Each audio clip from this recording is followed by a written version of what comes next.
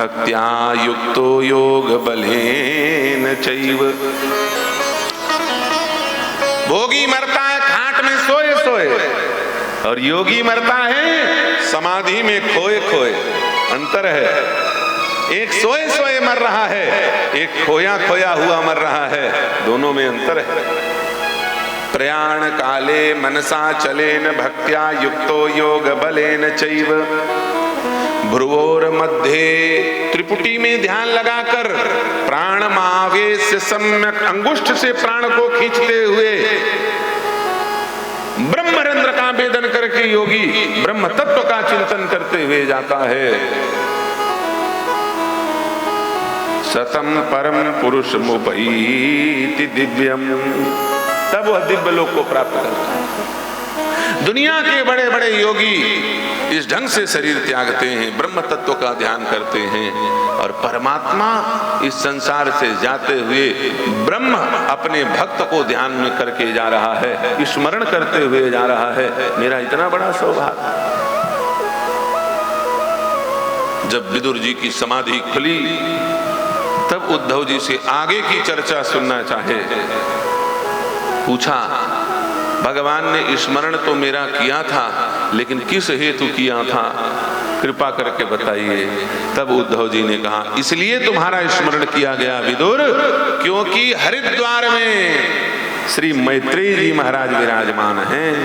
उन मैत्रेयी जी के पास जाकर के मेरे प्यारे भक्त विदुर को तत्व ज्ञान का उपदेश प्राप्त हो सके, इसलिए उन्होंने आपका स्मरण किया।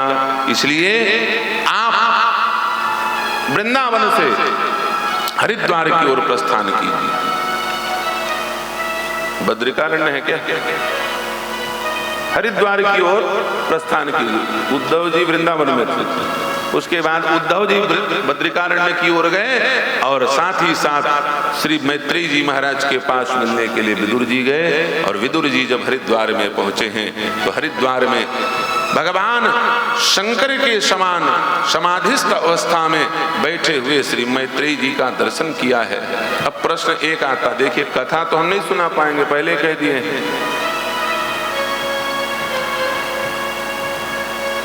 प्रश्न एक आता है कि जब इतनी सारी कथाएं उद्धव जी ने सुना दी विदुर को, तो आगे तत्व ज्ञान का भी उपदेश सुना देना चाहिए था। क्या उद्धव तत्व ज्ञानी नहीं है? कितना बड़ा ज्ञानी है उद्धव, सब लोग जानते हैं भाई। पॉइंट ये है, हम ये बताना चाह रहे थे, है कि नहीं? लेकिन नहीं सुनाया। और भगवान ने ये नहीं कहा कि जब विदुर आए तो तुम्हें कथा सुना देना, तत्व ज्ञान सुना देना। भक्ति का ज्ञान तो देना ही, तत्व का ज्ञान भी सुना देना। सारे अविद्या का वेदन करते हुए अद्वैत का तत्व ज्ञान प्रदान कर देना, ये कह सकते थे, तो उद्धव जी कर देते इस काम को। लेकिन भगवान ने उद्धव को ये ड्यूटी नहीं दी कि विदुर तुम तत्व ज्ञान, विदुर को तुम तत्व ज्ञान देना। विदुर को तत्व ज्ञान कौन प्रदान करेंगे? श्री मैत्रेयी जी। क्यों? इसके पीछे एक कारण है। भगवान जो भी करते हैं सब सोच समझ के करते हैं। हम लोग अपनी बुद्धि वहां पे लगाते हैं, इसलिए हमको लगता है कि भगवान ने ऐसा क्यों कर दिया, भगवान ने वैसा क्यों कर दिया। अरे भैया, यदि उद्धव जी तत्व ज्ञान देने लगते विदुर जी को, तो पुराने ज्ञानी हैं, ज्ञानी के अभिमान में तो भगवान से झगड़ा कर रहे थे, फालतू यहां रोते हो पड़े पड़े मथुरा में। ये पास में वृंदावन है, जाकर के गोपिकाओं से क्यों नहीं मिल लेते? भगवान ने कहा, उद्धव मैं क्या मिलूं गोपिकाओं से, एक काम करो तुम मेरे बदले जाकर के मिला।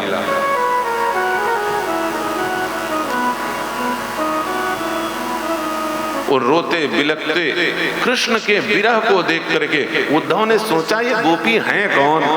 गाय चराने वाली, गोबर उठाने वाली, गोदोहन करने वाली, दधी बेचने वाली, दधी मंथन करने वाली, इन गोपिकाओं में ऐसी कौन सी खासियत है जिसके पीछे ये अनादि तत्व ब्रह्म रो रहा है?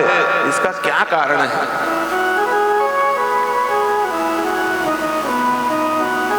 1 और जब गए और जाकर के गोपिकाओं के उस महादशा की स्थिति का दर्शन किया उद्धव जी ने, तो पूरा ज्ञान भूल गया। पोथी पढ़ पढ़ जग मुआ, पंडित भयान कोय, ढाई आखर प्रेम के पढ़े सो पंडित होय। जब गोपियों के प्रेम की स्थिति को देखा है श्री उद्धव जी महाराज ने, तो भूल गए कि हम कभी तत्व ज्ञान जानते भी थे, सारा ज्ञान ध्यान भूल गए। ये प्रेम की स्थिति की महत्ता है। प्रेमी को ज्ञान समस्याप्रद लगता है।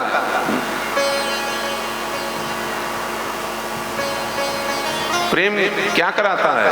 प्रेम विस्मृति, ज्ञान भी विस्मरण कराता है और प्रेम भी विस्मरण कराता है, याद रखना। प्रेम और ज्ञान में समानता है। ज्ञान क्या कराता है भाई? ज्ञान धीरे धीरे चरम परम स्थिति में पहुंच करके आत्मज्ञान करा देता है। और प्रेम क्या कराता है? प्रेम भी विस्मरण कराता है। प्रेम शरीर भुला देता है, प्रेम घर द्वार भुला देता है, प्रेम दुनिया संसार भुला देता है। इसीलिए तो ये प्रेमी सब पागल जैसे होते हैं। ये दुनिया वाले प्रेमियों की हम बात नहीं कर रहे हैं जो फांसी लटक के मर जाते हैं लव लेटर लिख के, लेकिन प्रेम पत्र लिख के फांसी में लट, ये प्रेमी नहीं है। प्रेम कभी मारता नहीं है, प्रेम अमरता की ओर ले जाता है। प्रेम कुछ अलग चीज है। संसार की वासना को प्रेम नहीं कहा जा सकता। प्रेम वासना परक नहीं, प्रेम उपासना परक है। क्या है? प्रेम उपासना परक। ईमानदारी से बताओ, एकौ गोपी जहर खा के मरी, भगवान आए जब वृंदावन से, चाहती तो मर जाती, छोड़ के चले गए भगवान कहते, लेकिन नहीं। अरे जिनको मरना था वो भी नहीं मरे। राम और श्याम दोनों की एक विशेषता है। बहुत महत्वपूर्ण बात सुन लो रामायण और भागवत की। क्या? केवल दशरथ की मृत्यु हुई राम जी के विरह में, बाकी एक भी व्यक्ति जिनकी मृत्यु आ गई थी, जिनका प्रबल मार्केस था, कल मरने वाले थे, वो राम वनगमन के बाद 14 साल उनकी मृत्यु डिस्टेंशन में चली गई, आगे बढ़ गई, नहीं मरे। जियत राम की आस, यह है प्रेम का प्रभाव। प्रेम में मरने वाला अमर हो जाता है।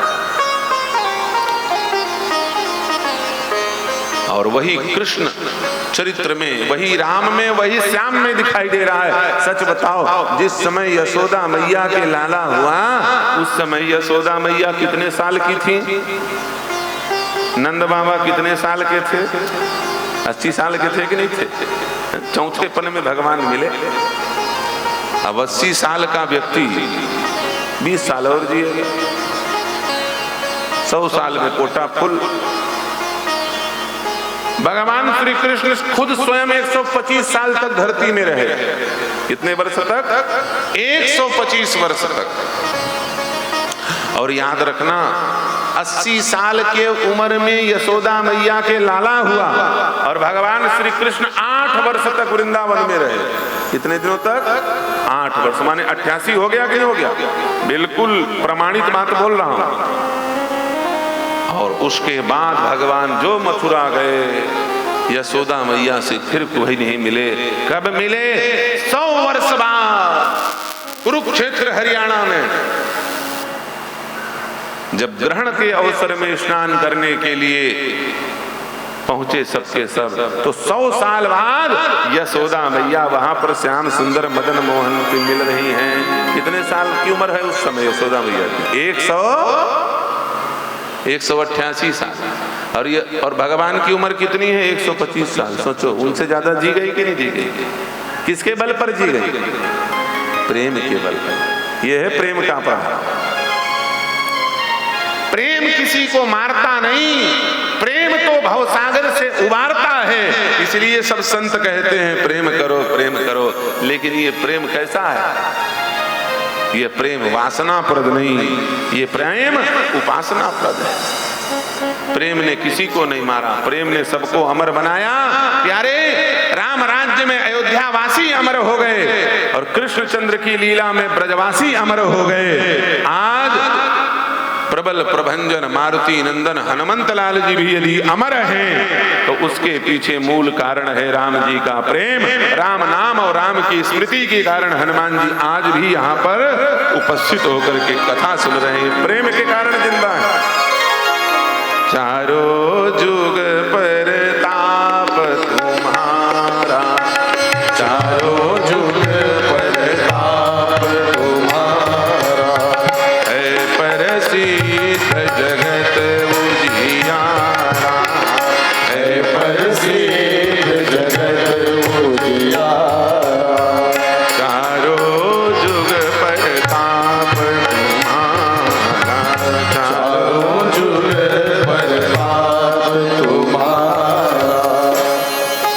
चारों युग में है कि नहीं है?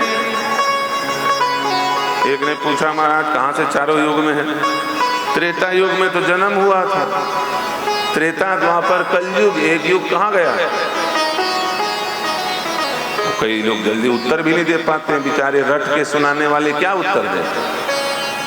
जो अलग अलग शास्त्रों को पूर्ण रूप से पढ़े होंगे गुरु परंपरा से, उनको पता होगा इसका उत्तर। अरे तुलसीदास जी ने शॉर्टकट करके बताया है। तुलसीदास जी को तो लिखना चाहिए था हजारों जुग परताप तुम्हारा, चारों नहीं हजारों। हनुमान जी की उम्र कितनी है अग्रवाल जी जानते हैं? कैलकुलेटर लेकर के हिसाब लगाओगे तो कैलकुलेटर का वो लास्ट लिमिट खत्म हो जाएगा। राम जी का अवतार कब हुआ था? 24वें त्रेता में। कितने में? 24वें त्रेता में। और हम लोगों का जन्म कब हुआ है? 28वें कलयुग में। चारों युग एक बार घूम जाए उसे क्या कहा जाता है? महायुग। और वो महायुग 72 बार घूम जाए तब होता है मनवंतर। राम जी का अवतार कब हुआ था? स्वयंभू मनवंतर। कब हुआ था? स्वयंभू मनवंतर। स्वयंभू मनवंतर माने 24वां मनवंतर। और हम लोगों का जन्म कब हुआ है मेघानंद जी? श्वेतवाराह कल्पे वैवस्वत मनवंतरे। हर मनवंतर का अलग अलग नाम है। एक कल्प में 14 मनवंतर होते हैं, जिसमें से भगवान श्री रामभद्र का जो जन्म हुआ था, अवतरण हुआ था, वह स्वयंभू मनवंतर के 24वें त्रेता में हुआ था। और हम लोगों का जन्म वैवस्वत मनवंतर के 28वें कलयुग में, माने 28 इधर, फिर 72 का कितना निकलेगा निकाल लीजिए। बुद्धि खराब हो जाएगी, कोई कैलकुलेटर में हिसाब नहीं कर पाएगा हनुमान जी का जन्म कब से हुआ। अब सब लोग उबने लगेंगे इसलिए, नहीं तो अभी हम हिसाब करवा देते बैठ के। हिसाब करने में गणेश तिवारी एक्सपर्ट हैं हमारे, क्योंकि इनका काम ही हिसाब से चलता है। भैया हनुमान जी का जन्म चारों युग में नहीं, हनुमान जी का जन्म हजारों युग पहले हुआ था। तुलसीदास जी लिख देते हजारों युग प्रताप तुम्हारा, है प्रसिद्ध जगत उजियारा। इसलिए फालतू खोपड़ भंजन नहीं करना कि तीन युग में भगवान है, सतयुग में हनुमान जी नहीं है। ये उल्टी पुल्टी बात करना ये वामपंथियों का काम है कि नहीं? विपरीत मार्ग में नहीं। इसलिए हनुमान जी ये हजारों युग से जो जीवित हैं, ये किसके बल पर? प्रेम के बल पर। यह है प्रेम का प्रभाव। प्रेम से कोई मरता नहीं, प्रेम से हर व्यक्ति अमर हो जाता है। विदुर ने, भगवान श्री द्वारिकाधीश ने उद्धव के ज्ञान की गुदड़ी बनवा दी, गोपिकाओं के सामने भेज करके। ज्ञान भूल गए। देखो भक्त ज्ञान को भूल सकता है। मेघानंद ध्यान से सुनो, तुम्हारे लायक बात है। भक्त जो है वो ज्ञान को भूल सकता है, लेकिन ज्ञानी भक्ति को नहीं भूल सकता। इस दृष्टि से भक्ति श्रेष्ठ है। ज्ञानी और भक्तियों में जब खटर पटर होता है ना, तो यही उत्तर देना। क्या? ज्ञानियों के सिरमौर कौन है? श्रीमद आदि शंकराचार्य जी महाराज है कि नहीं? आदि शंकराचार्य जी महाराज ने सबसे आखिर में क्या लिखा? भज गोविंदम भज गोविंदम भज गोविंदम मूढ़मते। आखिरी में भजन की बात आई कि नहीं आई? नाम से बढ़कर के कोई दूसरा साधन नहीं है। इसका मतलब ज्ञानी को भक्ति याद है, लेकिन भक्त को ज्ञान याद नहीं रहता। भक्ति में सबसे उच्च कोटि का विस्मरण होता है। क्या? भक्त ज्ञान को भी भूल जाता है। सुतीक्षण जी की क्या स्थिति हुई जिस समय राम जी चित्रकूट पहुंचे? को मैं कहाँ चलो नहीं बूझा, को मैं कहाँ चलो नहीं बूझा।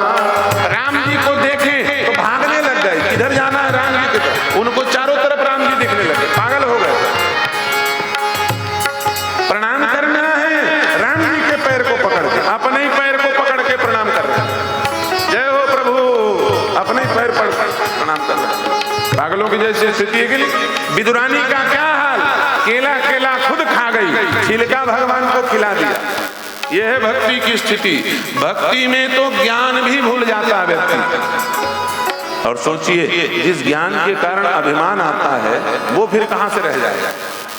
ज्ञान मान अभिमान सब व्यक्ति भूल जाता है। इन गोपियों की क्या स्थिति है? एक गोपी बैठे बैठे दूसरे गोपी को अपना विरह बता रही थी, अपनी समस्या बता रही थी। उद्धव जी सुन रहे थे। गोपी कहती है, सखी क्या बताऊं, बड़ी विडंबना है। जब ते देखो मनमोहन को, तब ते मैं गई बौरानी सखी। जब ते देखो मनमोहन को, तब ते मैं गई बौरानी सखी।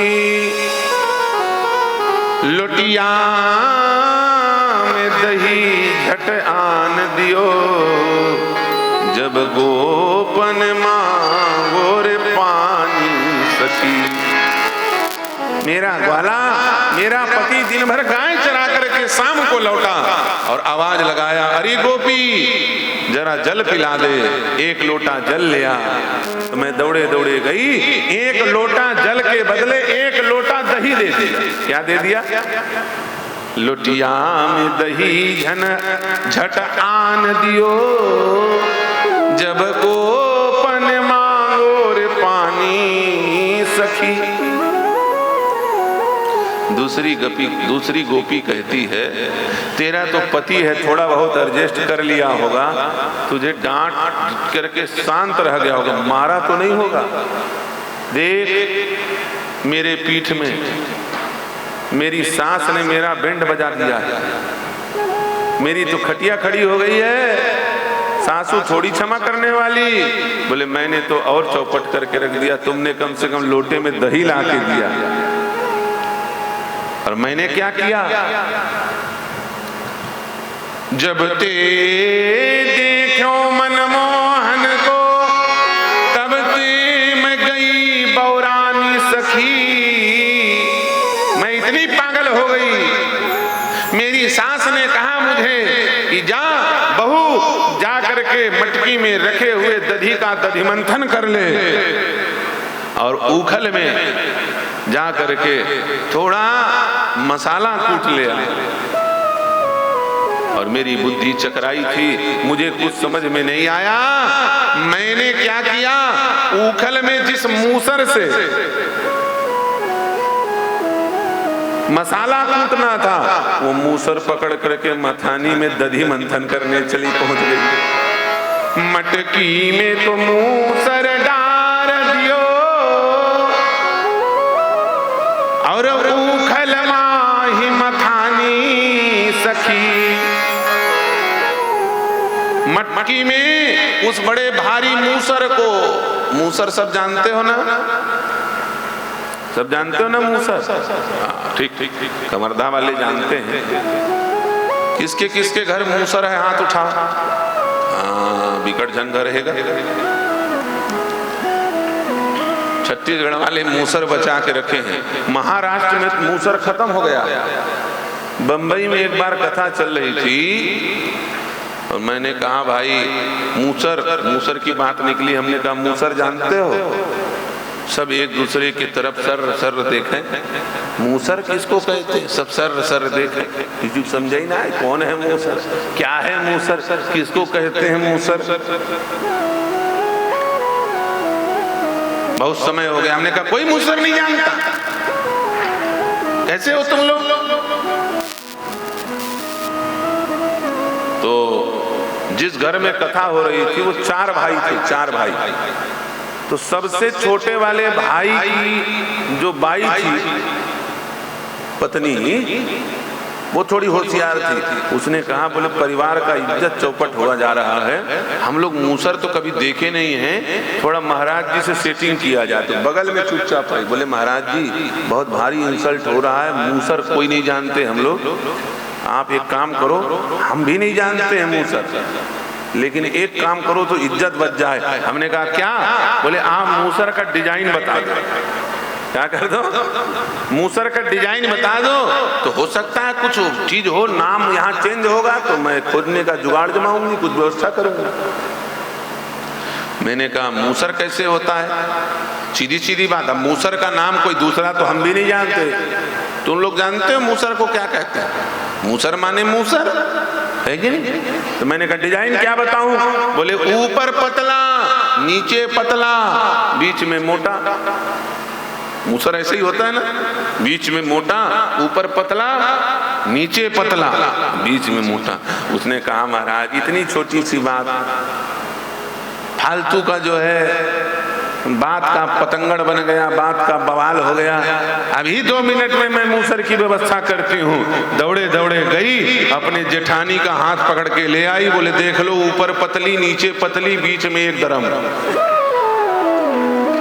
इससे बड़ी मूसरी कहाँ मिलेगी? यही तो है मूसर। और कहो तो 5-6 हमारे जेठो मूसर है, कपाल भाती नहीं करते हैं, है कि नहीं? न भस्त्रिका करते, खा खा के लोग मूसर हो गए। मैंने कहा है ये मूसर नहीं, लकड़ी की होती, लड़की का मूसर नहीं, लकड़ी का मूसर, लकड़ी का मूसर होता है। तो लड़की का मूसर घर के लिए आई, ये भी मूसर जैसे है लेकिन मूसर नहीं है, झगड़ा हो जाएगा घर में। उसने कहा महाराज क्या पहले सब घर में मूसर होता था? हमने कहा हाँ सब घर में मूसर होता, हर घर मूसर रहता था। तो बोले अब क्यों नहीं होता? हमने कहा जवाब तुम्हारे पास है, सवाल का जवाब तुम खुद ही लेके आए हो। भैया मूसर होता था हर घर में, लेकिन एक मूसर होता था, 2 मूसर घर में नहीं रखना चाहिए, झगड़ा होता है। एक मूसर होता था। अब लोगों ने कहा कि भाई जब हम खुद ही खा खा के मूसर हो गए तो घर में जबरदस्ती दूसरा मूसर क्यों रखें? इसलिए लकड़ी का मूसर निकाल दिया, खुद ही खा खा के मूसर हो। और सच बताएं, जब तक ये मूसर घर में था घर के लोग मूसर नहीं बने। जिस दिन से मूसर बाहर गया वो खुद ही मूसर हो गए, मेहनत करना बंद कर दिया। पहले माताएं मूसर चलाती रहती थी, कितना व्यायाम होता था। जाता चलाती थी, कितना व्यायाम होता था। सारा काम खुद ही घर में। अब काम करने के चक्कर में 100, 200, 500 रुपया दे के मूसर और जाते का काम मशीन से करवाती हैं, उसके बाद लाखों रुपया का इलाज डॉक्टर से करवाती हैं। वो गोपी कहती है बोले मेरी देखो क्या स्थिति है, प्रेम में विस्मृति की क्या स्थिति है। क्या? मटकी में तो मूसल डार दियो मूसल को ले जाकर के दधी से भरे हुए दधी भांड में स्थापित कर दिया, रख दिया, और रखते ही वो पुरानी मटकी फूट गई। और वो मटकी कोई साधारण नहीं थी, मेरी सास को उसकी मां ने विदा होते समय वो मटकी दी थी। और याद रखना, माताओं को सबसे ज्यादा प्रिय क्या है? अपनी माँ की दी हुई चीज, है कि नहीं? अपनी माँ की चीज ये नहीं भूलती। वो सास का इतना दिमाग थर्मामीटर हाई हुआ, बोले मेरी माँ की दी हुई मटकी फोड़ डाली, आज मैं तुझे फोड़ डालूंगा। और इतने में रुकती तो बच जाती, लेकिन इसके आगे और गड़बड़ हुआ। क्या? बोले सासू जब मारने दौड़ी तो मैं काम दिखाने के लिए उल्टा कर बैठी, मटकी में तो मूसल डाल दियो और उखल माही में थानी सकी। मूसर और मटकी छोड़ के मथानी हाथ में पकड़ के उखल में मसाना कूटने पहुंची, वो मथानी भी टूट गया। अब वो मथानी भी सास की माँ ने दिया था, न मटकी बची न मथानी। अब देख लो हम कैसे बन गए महारानी, मार मार के हाथ पे तोड़ के धर दिया। ये हाल है प्रेम में। तो प्रेम, भक्ति और ज्ञान दोनों में विस्मृति होती है, लेकिन जो बातें ज्ञान में विस्मृत नहीं हो सकती, वह बातें भक्ति में विस्मृत हो जाती हैं। देहाभिमान, संसार, जगत, अनात्म का पूर्ण रूप से विस्मरण यदि करना है तो भक्ति का आश्रय लो। इसलिए गोस्वामी जी कहते हैं, भगति सुतंत्र सकल गुण गान, भगति सुतंत्र सकल गुण गान, भगति सुतंत्र सकल गुण खानी, भगति सुतंत्र सकल गुण खानी, बिनु सतसंग पावै प्राणी, बिनु सतसंग पावै प्राणी, बिनु सतसंग पावै प्राणी, बिनु सतसंग पावै प्राणी, भगति सुतंत्र सकल गुण खानी, भगति सुतंत्र सकल गुण खानी। इसलिए जिसको भक्ति मिल जाए और उसे ज्ञान ना मिले तो कोई लेना देना नहीं। ज्ञान से व्यक्ति विद्वान बनता है और भक्ति से व्यक्ति संत बनता है। क्या बनता है? संत बनता है। याद रखना, संत और विद्वान में अंतर है। क्या? बोले विद्वान वो है जो शास्त्रों के पीछे चलता है, और संत वो है जिसके पीछे शास्त्र चलते हैं। ये संत महापुरुषों के पीछे पीछे शास्त्र चलते हैं। भरद्वाज जी के शिष्य कौन है? कि सारे शास्त्र भरद्वाज के शिष्य बन के प्रयागराज में रहते हैं। याद रखना, 7 लाख मुनि शिष्य बुलाए, सुन मुनि बचन 50 आए। ये 50 कौन है? ये 50 शास्त्र हैं, 4 वेद, 4 उपवेद, 18 पुराण, 18 उपपुराण, 6 शास्त्र। कितने हो गए? 18 दूनी 36, 8 36 8 44, और 44 6 50 हुए कि नहीं? ये 50 शास्त्र हैं। ये दौड़े दौड़े आ गए, जी गुरु जी आज्ञा कीजिए। भरद्वाज कौन है? कोई विद्वान है क्या? भरद्वाज जी को विद्वान की उपमा नहीं दी गई है, भक्त की उपमा दी गई है। विद्वान की उपमा तो याज्ञवल्क्य जी को दी गई है। याज्ञवल्क्य मुनि परम विवेकी, भरद्वाज राखे पद टेकी। विद्वान और संत में ये सबसे बड़ा अंतर समझ लो। आप लोग यहाँ आए हो, क्यों आए हो? कोई पूछे आपको क्यों आए हो भाई, तो आप कहोगे क्या? सत्संग करने आए हैं। क्या करने आए हैं?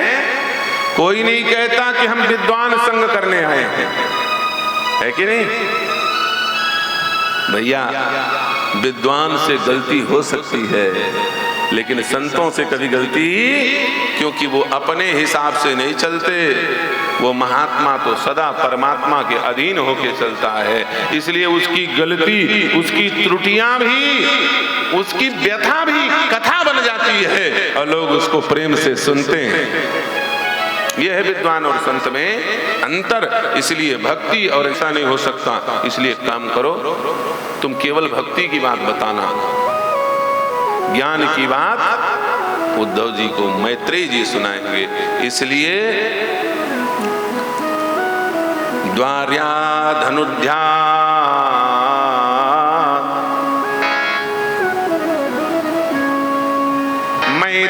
मैत्रेयमासीन अगाधबोधम, अगाधबोध ज्ञान संपन्न श्री मैत्रेयी जी महाराज के पास विदुर जी पहुंचे हैं और जाकर के प्रणाम किया है।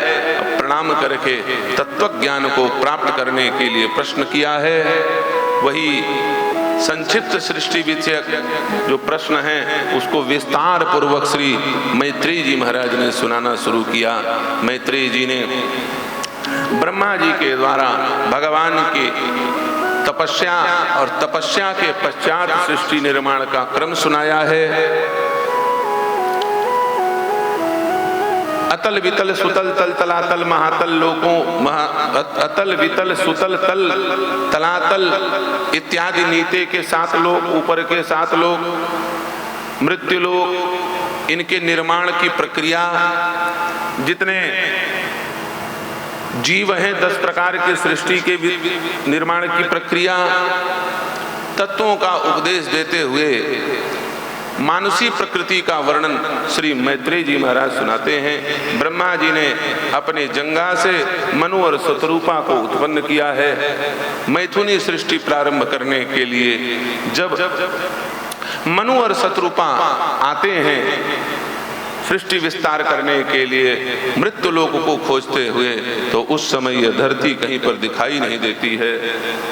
लौट करके पितामह ब्रह्मा के पास गए, कहा पिताजी हम जलचर नहीं हैं, हम नभचर नहीं हैं, मनुष्य तो थलचर है, थल में रहने वाला है, और थल है ही नहीं तो समस्या का हल है ही नहीं। मनुष्य की समस्या का हल थल है। आज हमारी समस्या का हल नहीं मिल पाता, क्यों? मनुष्य ज्यादा हो गए और थल कम होने लग गया है कि नहीं? पहले जमीन की कोई कीमत नहीं थी, 1000 रुपया, 2000 रुपया, 5000 रुपया एकड़। आज 5000 रुपया फुट का जमीन मिल रहा है, तो भी समस्या का हल नहीं मिल पा रहा है। जमीन कीमती हो गया लेकिन थल कम हो गया और जनसंख्या बढ़ती चली जा रही है। इसलिए कृपा करके थल उपलब्ध कराया जाए। ब्रह्मा जी ने कहा मैंने तो इतनी बड़ी सप्तद्वीपवती धरती बनाई थी, थल बनाया था, कहां गया? पता लगा उस समय भी भूमाफिया सक्रिय थे।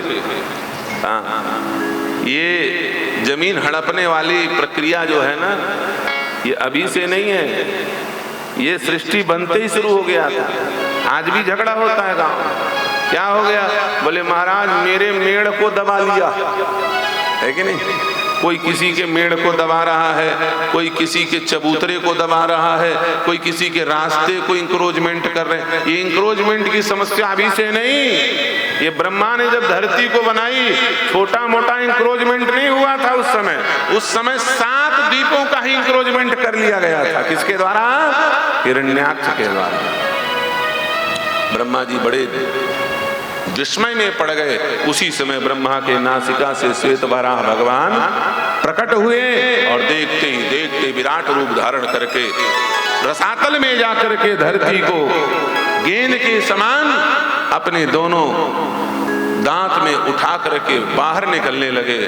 उस समय भागते हुए क्रोध से नेत्र लाल किया हुआ दुष्ट दैत्य हिरण्याक्ष आया और भगवान को गाली देने लगा। अरे जंगली पशु, तेरी इतनी हिम्मत, मेरे सामने तू मेरी धरती को मुझसे छीन करके चुरा करके ले जा रहा है। अभी तेरे जैसे जंगली जानवर का मैं शिकार करता हूं। भगवान को सुअर कह के गाली दिया उसने। तो गाली के बदले गाली चली गई। भगवान ने भी गाली दिया, भोग्राम सिंहान। अरे ग्राम सिंह, मैं भाग थोड़ी रहा था, मैं तो तुझे खोजने आया था, तू नहीं मिला, तुझे धरती को लेके जा रहा था। ग्राम सिंह, उस दिन बताया था ना, ग्राम सिंह माने कौन, किसे कहते हैं ग्राम सिंह? राम सिंह, राम सिंह आया है क्या रवेली वाला? राम सिंह, श्याम सिंह, संग्राम सिंह, लोग बड़े खुश होंगे। वाह भाई, राम सिंह, संग्राम सिंह, श्याम सिंह, गणपत सिंह आया है, यहां से दिख रहा है कि नहीं? तो राम सिंह, ग्राम सिंह, संग्राम सिंह, ये सब नाम है। और किसी को कह दो ग्राम सिंह, वो भी बड़ा खुश होगा, ये नया नाम ग्राम सिंह। खुश मत होना, कोई ग्राम सिंह कह दे तो गड़बड़ हो जाएगा, याद रखना। जैसे राम सिंह, तैसे श्याम सिंह, तैसे संग्राम सिंह नहीं होता। ग्राम सिंह माने कुत्ता होता है। क्या होता है? कुत्ता। जो गांव में तो सिंह है, लेकिन गांव से बाहर निकलने के बाद वन में नहीं। कुत्ता कैसा होता है देखते हो ना? अपने घर के सामने रहे, 25 बाई 40 का यदि मकान है ना, तो 25 बाई आगे 10, थोड़ा और 10 फीट आगे, उतने एरिया में वो शेर बना रहता। वो अपने घर के रेडियस से बाहर निकला नहीं कि उसका हालत खराब हो जाता। वो टेंशन में आ जाता, बड़े जोर से भौंक तो दिया हूं, बचूंगा कि नहीं। जब घर के सामने रहता है तो शेर जैसे गुर्राता है। जो घर में शेर हो लेकिन बाहर नहीं, उसे कहा जाता है ग्राम सिंह, भोग्राम सिंहान। अरे ग्राम सिंह, मैं तुझे खोज रहा था। कुत्ते को देखना, शेर बन जाता है। वो बाल को ऐसा फुलाएगा, इतनी पतली पूंछ, इतना मोटा खोजते कि नहीं हो जाए। गांव वाले में सब जाना, पूंछ को फुला देता है कुत्ता। और वही कुत्ता धोखे से अपने गली के थोड़े से बाहर चला जाए तो उस कुत्ते का हाल देखो बेचारे का। उसको बस हार्ट अटैक होना बाकी रहता। इतना डरता है वो कुत्ता कि वो पूरे बाल जो फुलाए रहता है पूंछ का, उसको सिकोड़ के पूंछों को सिकोड़ लेता है। वो ऐसे दोनों टांग के बीच घुसाता है अपनी पूंछ को कि खोजे पूंछ नहीं दिखेगा, इसके पास पूंछ है कि भी नहीं, सारा पूंछ ही गायब कर देता है। ये है ग्राम सिंह। भयंकर युद्ध हुआ भगवान हिरण्याक्ष के साथ, भगवान का और हिरण्याक्ष का। और युद्ध करते करते अंत तो गत्वा भगवान ने हिरण्याक्ष के मस्तक को उसके शरीर से अलग कर दिया। देवताओं ने पुष्प वृष्टि की और 7 लोक ऊपर 7 लोक नीचे 14 भुवन मध्य इस पृथ्वी को बैलेंस करके भगवान ने स्थापित कर दिया। बोलिए श्री वराह भगवान की जय। अब मनु और शत्रुपा ने सृष्टि का आरंभ किया है। इनकी उत्तम दंपत्ति का वर्णन श्री सुखदेव जी महाराज परीक्षित को सुनाते हैं। इनके ज्येष्ठ पुत्र हुए हैं श्री प्रियव्रत। भागवत में बड़ा पुत्र है प्रियव्रत और रामचरितमानस में बड़े पुत्र हैं उत्तानुपाद। प्रियव्रत और उत्तानुपाद 2 पुत्र हैं। 3 पुत्रियां हैं, आकुति, प्रसूति और देवहूति। लेकिन सुखदेव जी ने न उत्तानुपाद की कथा सुनाई, न प्रियव्रत की कथा सुनाई, न आकुति की कथा सुनाई, न प्रसूति की कथा सुनाई। सबसे पहले देवहूति की कथा सुनाई, जो 5वें नंबर की थी, सबसे छोटी। क्रम यह होना चाहिए था सबसे बड़े का नाम पहले लिया जाए, लेकिन नहीं, सबसे छोटे। इसका मतलब जहां पर कोई वस्तु बांटी जा रही हो वहां सबसे बड़े को पहले नहीं देना चाहिए, सबसे छोटे को आगे कर देना चाहिए। ये है श्रेष्ठता, ये है समाज का, ये है उस घर की मर्यादा। हमारे देश में जो भी योजना लागू हो वो बड़ों के पास बाद में पहुंचे। सबसे पहले कहां पहुंचना चाहिए? आखिरी व्यक्ति। जब योजनाएं आखिरी व्यक्ति से शुरू होंगी, याद रखना उसी दिन राम राज्य आ जाएगा। अभी हमारी योजनाएं बड़ी गड़बड़ है, पास वाले पहले हड़प लेते है कि नहीं? जिसका पहुंच है उसका पहले प्रधानमंत्री आवास बन गया, और जिसके पास नहीं है वो आस लगाए लगाए जय सिया राम निपट गया, है कि नहीं? जिसके पास नहीं है सबसे गरीब को पहले दो, सबसे छोटे से शुरुआत करो, कभी कोई समस्या नहीं आएगी। देवहूति श्री मनु जी महाराज की सबसे छोटी राजकुमारी हैं। इधर कर्दम ऋषि बड़ी तपस्या कर रहे हैं भगवत प्राप्ति के लिए, और कर्दम को भगवान नारायण ने, क्या हो गया तुम लोग उपास हो, आवाज कुछ नहीं दे रहे हो, तुम टांगा तो धुन उन दे ही नहीं रहे हो, क्या बात है? नींद आ रही?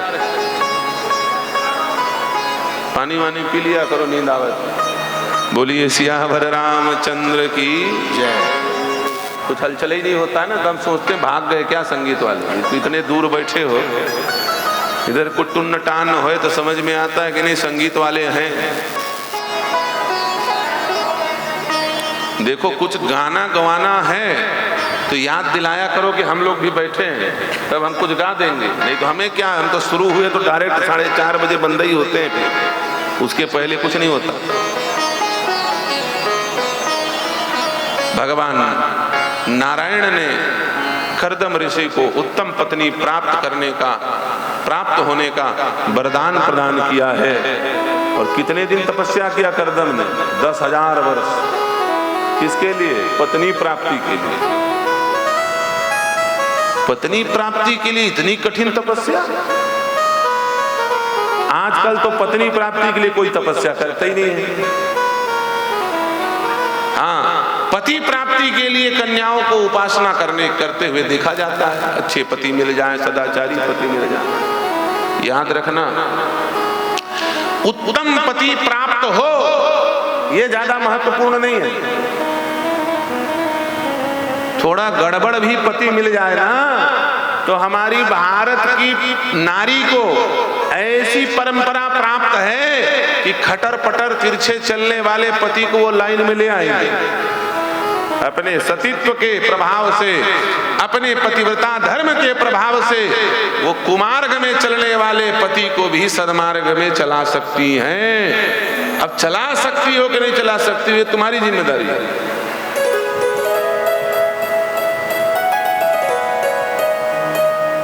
बस तुम्हारे अंदर धैर्य हो। यदि धीरज है तो याद रखना वह परिवार कभी नहीं बिखरेगा। जिस परिवार की स्त्री के अंदर धैर्य हो वह परिवार कभी नहीं बिखरेगा। उस घर में, उस परिवार में कभी कोई अनिष्ट हो नहीं सकता। लेकिन वही झांसी की रानी बने, तलवार लिए खड़ी रहे, 24 घंटा हल्ला मचाए, दिन भर फेसबुक व्हाट्सएप, और कोई टेंशन आया तो पागल हो जाए, तब फिर वो उस घर का कोई रखवाला नहीं है। परिवार को चलाने की जिम्मेदारी माताओं की है। क्यों? पुरुष की अपेक्षा धैर्य आपके अंदर ज्यादा है, धैर्य दिया है भगवान। तो पति थोड़ा गड़बड़ हो तो लाइन में लाया जा सकता है, लेकिन याद रखना यदि पत्नी गड़बड़ मिल गई तो इनके अंदर इतनी क्षमता नहीं है कि आपको लाइन में ला सके। इनके अंदर इतनी क्षमता है नहीं। ज्यादा लाइन में लाने की कोशिश करें तो भारत का ऐसा कानून है कि खुद ही लाइन में लग जाएंगे। लेकिन मान लो डांट डपट ज्यादा किया तो पहले विदा होते ही समय माँ ने और पिता ने मोबाइल दे दिया, बेटी कोई गड़बड़ी होता आधे रात में फोन लगाना। लेकिन इन्होंने थोड़ा डांटा नहीं कि हेलो, इधर से हेलो हो गए, और जहां इधर से हेलो तो इधर पहुंच गए पुलिस वाले, बोले चलो। जहां तुमने किया हेलो, इनके पास पहुंच गए पुलिस वाले, बोले चलो ले हो।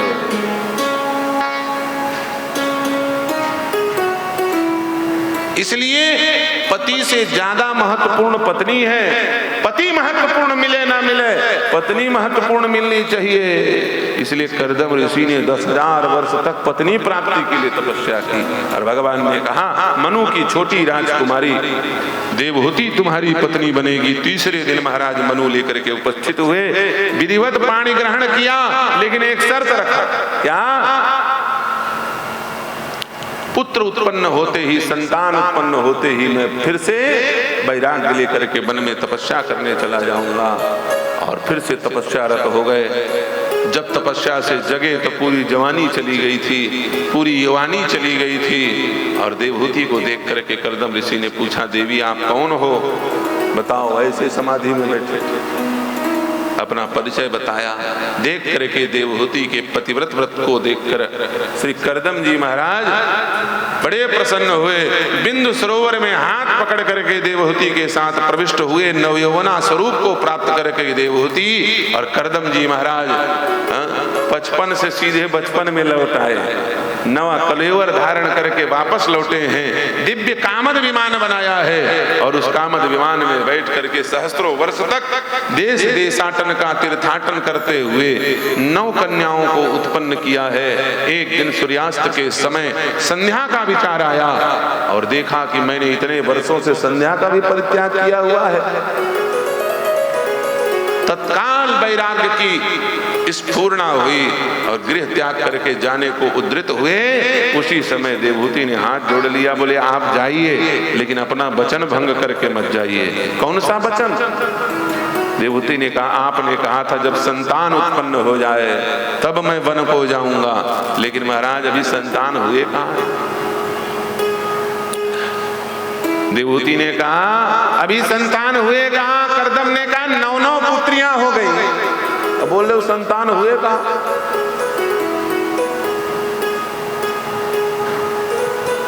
देवहूति ने कहा मैं सही कह रही हूं। देखो शास्त्र सम्मत बात है, ध्यान से सुनना। लोग कहते हैं बेटा बेटी एक समान। क्या कहते हैं? बेटा बेटी एक समान। क्या हुआ? लड़का नहीं है, लड़की से काम चला ले।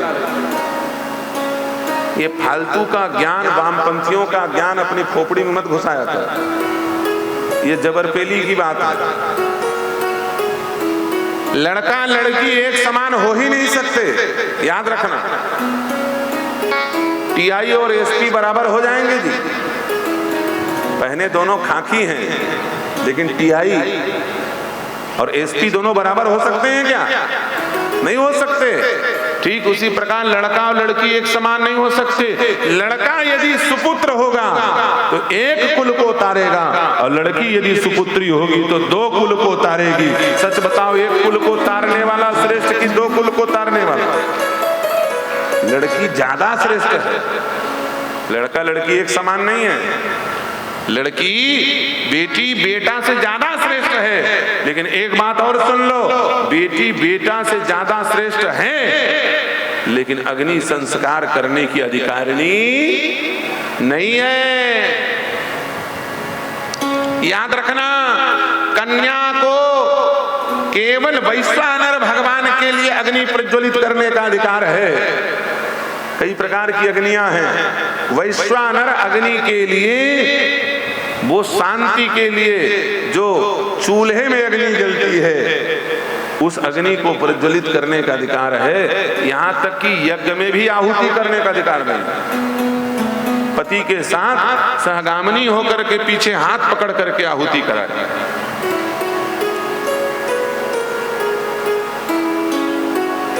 वो चूल्हे में अग्नि प्रज्वलित करे और वहीं पर हवन करे, वहीं आहुति करे, पहला भोग भगवान अग्निदेव को अर्पित करे।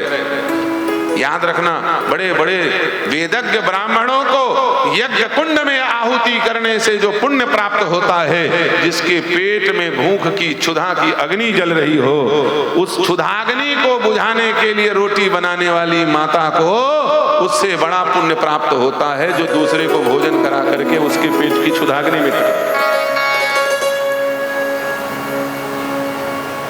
तो आखिर में जो चिताग्नि होती है, उसे भी जलाने के लिए माताओं को अधिकार नहीं है, उसको तो केवल पुत्र को अधिकार है, याद रखना। इसलिए बेटा से ज्यादा महत्वपूर्ण बेटी है, बेटा कम महत्वपूर्ण है, फिर भी एक होना चाहिए कम से कम।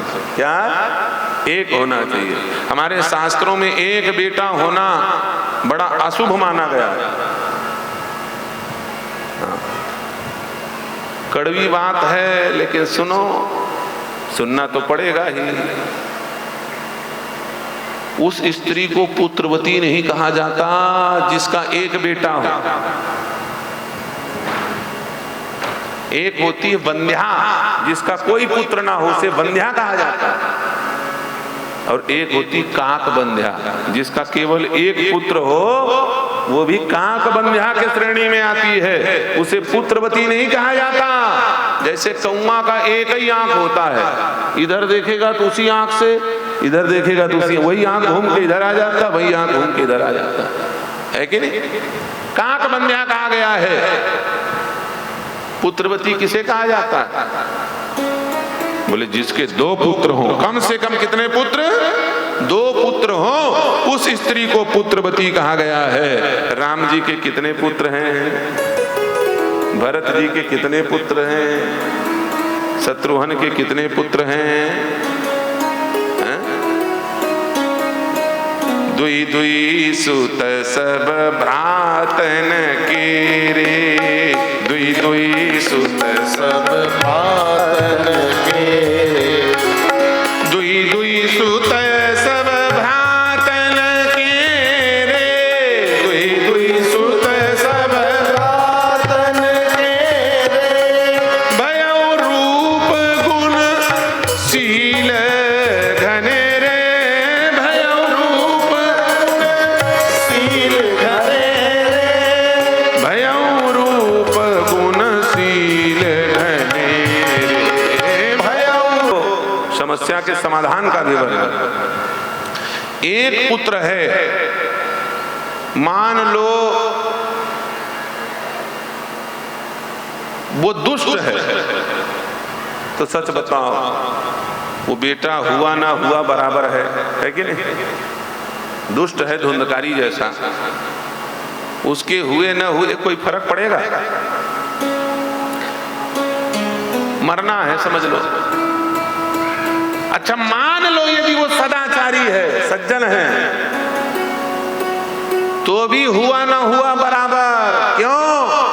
एक एकलौता लड़का सदाचारी सीधा साधा सुपुत्र कहीं बाहर जाए तो 24 घंटा टेंशन, हे भगवान हमारा लड़का जस के तस वापिस लौट आए, कहीं कुछ हो ना जाए, कहीं किसी से लड़ाई झगड़ा ना हो जाए, कहीं कहीं से किसी से झंझट ना हो जाए, कहीं मारपीट ना हो जाए, कहीं एक्सीडेंट ना हो जाए। हे भगवान, जो चीज तुम्हें मिला उस चीज का तुम आनंद न ले पाओ, उस वस्तु के तुम चिंता ही चिंता में मर जाओ, तो वो चीज मिले न मिले बराबर है कि नहीं? सच बताओ, उसके मिलने से कोई लाभ मिला?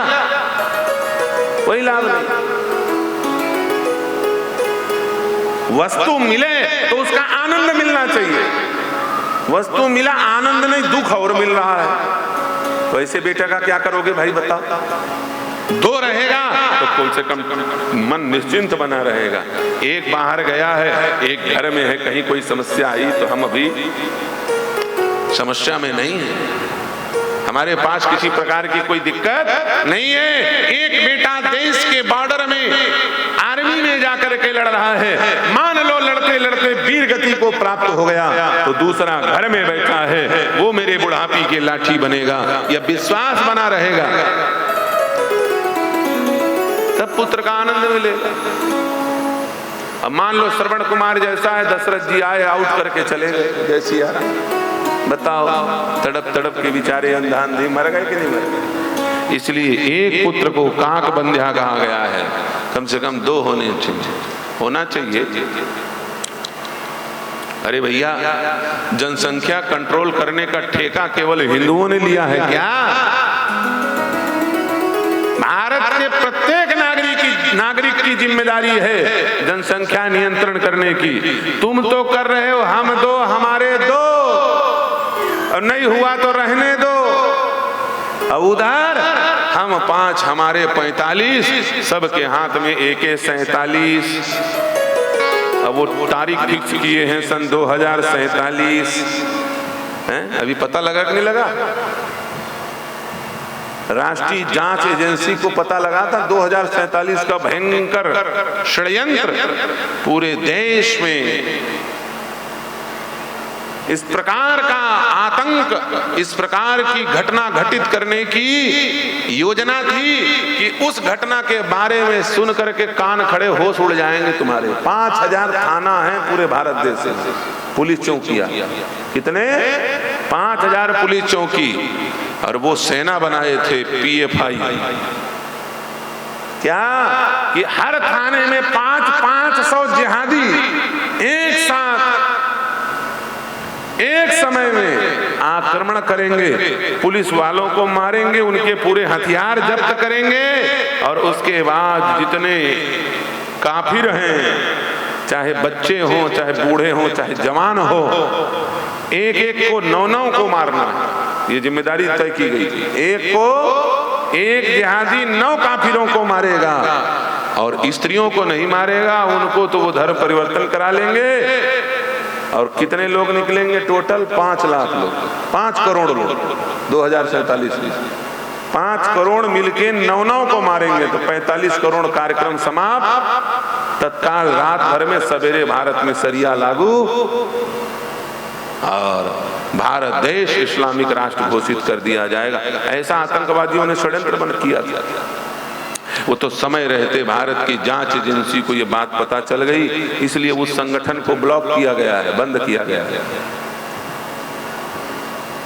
तो इसलिए हम नहीं कहते कि तुम भी 45 करो, लेकिन कम से कम शास्त्र की मर्यादा का पालन तो करो। द्विसुत सुंदर सीता जाए लव कुश वेद पुराण। प्रैक्टिकल में जो बात सिद्ध हो वो काम करो। प्रैक्टिकल में 2 ठीक है, कोई बात नहीं, लड़का लड़की हो, यदि 2 हैं और एक पुत्र है और एक पुत्री है तो भी उस स्त्री को पुत्रवती माना जाएगा। अब हमारी यजमानी बच गई है कि नहीं? क्योंकि एक तरफ आशीष है और एक तरफ आस्था है कि नहीं? एक पुत्री हो एक पुत्र हो तो भी वो पुत्रवती मानी जाएगी, याद रखना। लेकिन जिनके घर में केवल एक ही बेटा है, पुत्री भी नहीं है, वो डेंजर लाइन में, रेड जोन में है। समझ में आई बात? तो ये बात माता देवहूति ने जब कर्दम ऋषि से कहा, ध्यान में देखा कि जिस ब्रह्म के लिए मैं वन में तपस्या करने जा रहा हूँ वह ब्रह्म तो मेरे घर में ही आने वाले हैं, क्यों जाऊं? बैठ गए तपस्यारत होकर के और भगवान कर्दम के मन में प्रविष्ट हुए। मन के द्वारा माता देवहूति के तन में प्रविष्ट हुए और देखते ही देखते भगवान कपिल का प्राकट्य हुआ। बोलिए कपिल भगवान की। जैसे ही प्रकट हुए कपिल भगवान, बाजा बजाने के लिए, बधाई देने के लिए बुलाया गया। कपिल जी ने पिताजी को इशारा कर दिया, बोले क्या कर रहे हो खटर पटर, ये क्या कर रहे हो? बोले पुत्र पैदा हुआ है तो बधाई नहीं दी जाएगी। कपिल जी ने कहा कौन पहली बार पैदा हुआ है? देखो, ज्ञानी व्यक्ति को हल्ला गुल्ला पसंद नहीं होता। संत महात्मा ज्ञानियों को हल्ला गुल्ला पसंद नहीं होता, इसीलिए गणेश तिवारी ने रात में रामलीला नहीं रखी है। कई लोग बोल रहे थे महाराज जी रामलीला हो जाती तो कैसे रही? मैं कहा महाभारत हो जी, वो जितना साधु वहां रुके दिन भाग गई सब छोड़। भाई दिन भर यहाँ से वहां, फिर रात में भी सो ना पाओ, ठीक से आराम ना कर पाओ, तो मतलब क्या निकले? तो ज्ञानी जो होते हैं वो शोरगुल पसंद नहीं करते। कपिल जी महाराज ने कहा हल्ला गुल्ला नहीं करना। कौन पहली बार बेटा बने हैं और कौन पहली बार तुम बाप बने हो, ये धोखे में मत रहना। कई लोग फटाका फोड़ते हैं हमारे घर बेटा हो गया, और रोते हैं कई लोग हमारे पिताजी चले गए। ये फालतू के चक्कर में मत पड़ो। कोई पहली बार मरा नहीं है और कोई पहली बार जन्मा नहीं है। कई लाख तुम नारी छाड़े केते बेटी बेटा, केते करते सिजदा बैठे माया जाल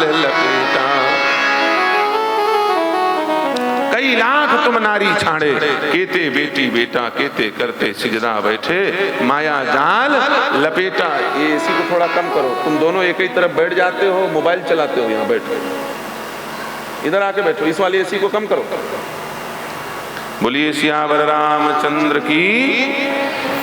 कई बार, कई लाख बार बेटी बेटा बने, कई बार पिता बने, पुत्र बने, और कई बार मरे, कई बार जन्मे।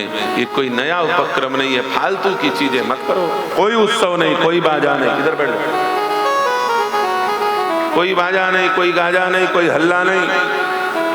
और पिताजी मैं तो कहता हूं तुम जहां जाने वाले थे वहां निकल जाओ, फालतू मेरे चक्कर में मत पड़ो। याद रखना प्यारे, परमात्मा को पुत्र मानने से काम नहीं बनेगा, पुत्र को परमात्मा मानने से काम बनेगा। राम जी ने, दशरथ जी ने क्या किया था? परमात्मा को पुत्र मान लिया था। राम के वियोग में कोई नहीं मरे। कौन मरा? केवल दशरथ। ये अपवाद क्यों हुआ? माता पार्वती ने पूछा था शंकर जी से, आखिर ये हुआ कैसे? प्रेम तो अमर बनाता है, दशरथ मर क्यों गए? बोले गड़बड़ी एक हो गई थी, उन्होंने पुत्र को परमात्मा नहीं, परमात्मा को पुत्र मान लिया। अलौकिक पर लौकिक दृष्टि रखने से अलौकिक वस्तु की महिमा समाप्त हो जाती है, और लौकिक में अलौकिक दृष्टि रखने से लौकिक वस्तु भी दिव्य हो जाता है। याद रखना, लौकिक खंभे में प्रहलाद जी ने भगवत दृष्टि से देखा तो उस खंभे से नरसिंह प्रकट हो गए, और तुम खंभे में 24 घंटा सिर ठोक रहे हो, एक ही मूसवा नहीं निकले हुआ, भगवान निकल के बाहर निकल गए कि नहीं निकल गए? सिर उसमें से भगवान निकल गए। तुम लोग खंभा में सिर ठोको जाके, और भगवान की आवाज तो कम से कम आ जाए। नहीं आवे, क्यों नहीं आता? सूर घनेरे फिरे कड़मांगत, पै पद सूर सी बात कहाँ है, मतवारी मजीरा बजात फिरे, पर मीरा सी मृदु याद कहाँ है। नरसिंह बसे प्रति खम्भन में, पर काढ़न को प्रहलाद कहाँ है। राम कथा कितनों ने लिखी, पर तुलसी सी मर्याद कहाँ है। भैया केवल हिरण्याकश्यप के महल में लगे उस खंभे में भगवान थे, ऐसी बात नहीं है। इस खंभे में भी भगवान हैं, लेकिन निकालने के लिए प्रहलाद चाहिए। इस लौकिक वस्तु में अलौकिक दृष्टि रखने वाला व्यक्ति चाहिए, उसमें से परमात्मा प्रकट हो जाएंगे। हम तो अलौकिक को भी लौकिक बना देते हैं। हमारे दिमाग में इतना संसार भरा है, इतनी माया भरी है कि हम मायापति को भी माया समझ लेंगे, तो हमारा कल्याण कैसे हो। इसलिए पिताजी इसी वक्त गृह त्याग करके जाइए, वन में तपस्या कीजिए। कपिल भगवान ने विदा कर दिया कर्दम ऋषि से, और जा करके मोक्ष का आनंद लेते हुए कर्दम ऋषि भगवत तल्लीन हो गए हैं। इधर घर में केवल माता देवहूति कपिल, एक दिन देवहूति सोचती हैं कि मेरे जैसा कोई सौभाग्यशाली संसार में होगा नहीं। मेरे पिताजी कौन हैं? साक्षात सप्तद्वीपवती धरती के राजा मनु। मेरे बाबा कौन हैं? बोले ब्रह्मा, मैं ब्रह्मा की नातिन हूं, नारायण की परनातिन हूं। मेरा बेटा साक्षात भगवान, मेरा पति भगवत प्राप्त महापुरुष कर्दम। हर प्रकार से मेरे जीवन में आनंद ही आनंद है। मेरा भाई उत्तानपाद, मेरा भतीजा ध्रुव, मेरे संबंध या तो भक्त से हैं या तो भगवान से हैं, लेकिन फिर भी मेरे मन में कोई शांति नहीं है। क्या किया जाए? किससे जाकर के गुरु मंत्र लिया जाए? किससे जाकर के अपने इस भवबंधन को अवरुद्ध करने का मार्ग प्रशस्त किया जाए, कुछ समझ में नहीं आया। नजर पड़ी कपिल के ऊपर, बोले ये छोटा सा बालक समाधिस्थ अवस्था में दिन भर बैठा रहता है, इसके अंदर न किसी प्रकार का हर्ष है, न किसी प्रकार का शोक है, सुख दुख को समदृष्टि से ये देख रहा है। लगता है यही गुरु है। लौकिक पुत्र में अलौकिक परमात्मा का दर्शन करने वाली स्त्री का नाम है देवहूति। और जाकर के अपने पुत्र को प्रणाम किया। तम त्वागताहं शरणं शरण्यं, तम त्वागताहं तम त्वागताहं शरणं शरण्यं, तम त्वागताहं। हे नाथ, आप पुत्र रूप में स्वयं परमात्मा हैं, मैं आपके शरण में हूं। आप कृपा करके मेरे इस भयंकर भव बंधन को अपने ज्ञान रूपी कुठार से विदीर्ण करके मुझे मोक्ष का मार्ग दिखलाइए। माता देवहूति को कपिल जी ने तत्व ज्ञान का उपदेश किया और सुनते सुनते कपिल का सत्संग, कपिल का उपदेश, माता देवहूति इतनी सरल हो गई। सत्संग सुनने से व्यक्ति सरल होता है। इतनी सरल हो गई कि सरल क्या कहें, वो तरल हो गई। क्या हो गई? तरल। और जलधारा के रूप में प्रवाहित होकर के उसी बिंदु सरोवर में समा गई। बोलिए कपिल भगवान की जय। तत्व विचार निपुण भगवान,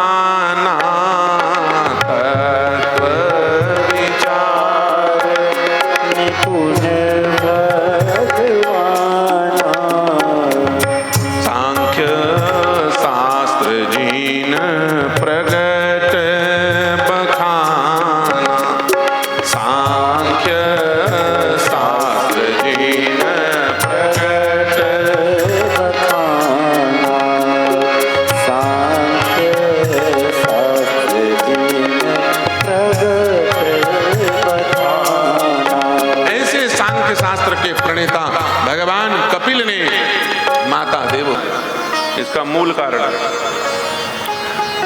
ब्रह्मा ने मनुष्य को पैदा किया, लेकिन मनुष्य तब तक मनुष्य कहलाने का अधिकारी नहीं है जब तक उसे मनुष्योचित ज्ञान ना हो। मनुष्य को करना क्या चाहिए ये कौन बताएगा? ये बताने के लिए कपिल भगवान आए। सांख्य शास्त्र जिन प्रकट बखाना तत्व विचार। मनुष्य तब तक मनुष्य कहलाने का अधिकारी नहीं है जब तक उसे मनुष्य होने का ज्ञान ना हो। कई लोग ऐसे, उनको मनुष्य होने का ज्ञान ही नहीं।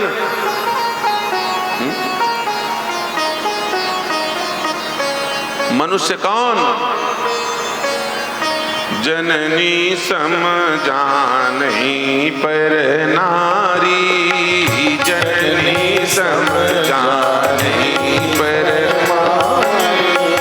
धन पराव विसते विष भारी, धन पराव विसते विष भारी। जननी समझाने पर नारी, धन पराव विसते विष भारी। जिसकी ऐसी दृष्टि हो वो है मनुष्य। और मनुष्य रूप में, मानुष के रूप में, मानव के रूप में कौन है दानव? ये कैसे जानेंगे? बोले जेता कहीं पर धन पर तारा, जेता कहीं पर धन पर तारा, बाढ़े कली बहु चोर जुआरा, बाढ़े कली बहु चोर जुआरा। समझ लेना ये कौन है? बोले मानव के रूप में दानव है, जो दूसरे के धन हरण करने का प्लानिंग करे। समझ लेना मामला गड़बड़ है। मनुष्योचित ज्ञान नहीं होगा तो मनुष्य जीवन जिएगा कैसे? इसलिए ज्ञान प्रदान करने के लिए पहले कपिल भगवान आए। जिसके जीवन में ज्ञान ना हो मनुष्य कैसे? इसके बाद श्री सुखदेव जी महाराज स्वयंभू मनु के दो पुत्रियों के वंश का वर्णन और सुनाते हैं, आकुति प्रसूति का। इस कथा के अंतर्गत भगवान शंकर और दक्ष के बीच में जो मन में, शंकर जी के मन में क्या है, उनको तो कोई दिक्कत है नहीं, दिक्कत थी दक्ष को। क्यों भैया, साधु के लिए ना कोई छोटा ना कोई बड़ा, समस्या तो होती है स्वादु को। साधु को कोई समस्या नहीं, स्वादु को समस्या है। जो संसार का रस लेने लग जाए, जो जगत का रस ले वो स्वादु, और जो जगतपति का रस ले वो साधु। समझ गए कि नहीं समझ गए? ये अंतर है साधु और स्वादु में। लोग स्वादु ज्यादा है, साधु कम है, तो स्वादु अभिमानग्रस्त हो जाता है और साधु भगवानग्रस्त हो जाता है। वो भगवान का हो जाता है और वो अभिमान का हो जाता है, नष्ट हो जाता है। दक्ष अभिमानग्रस्त और भगवान शंकर भगवान युक्त है।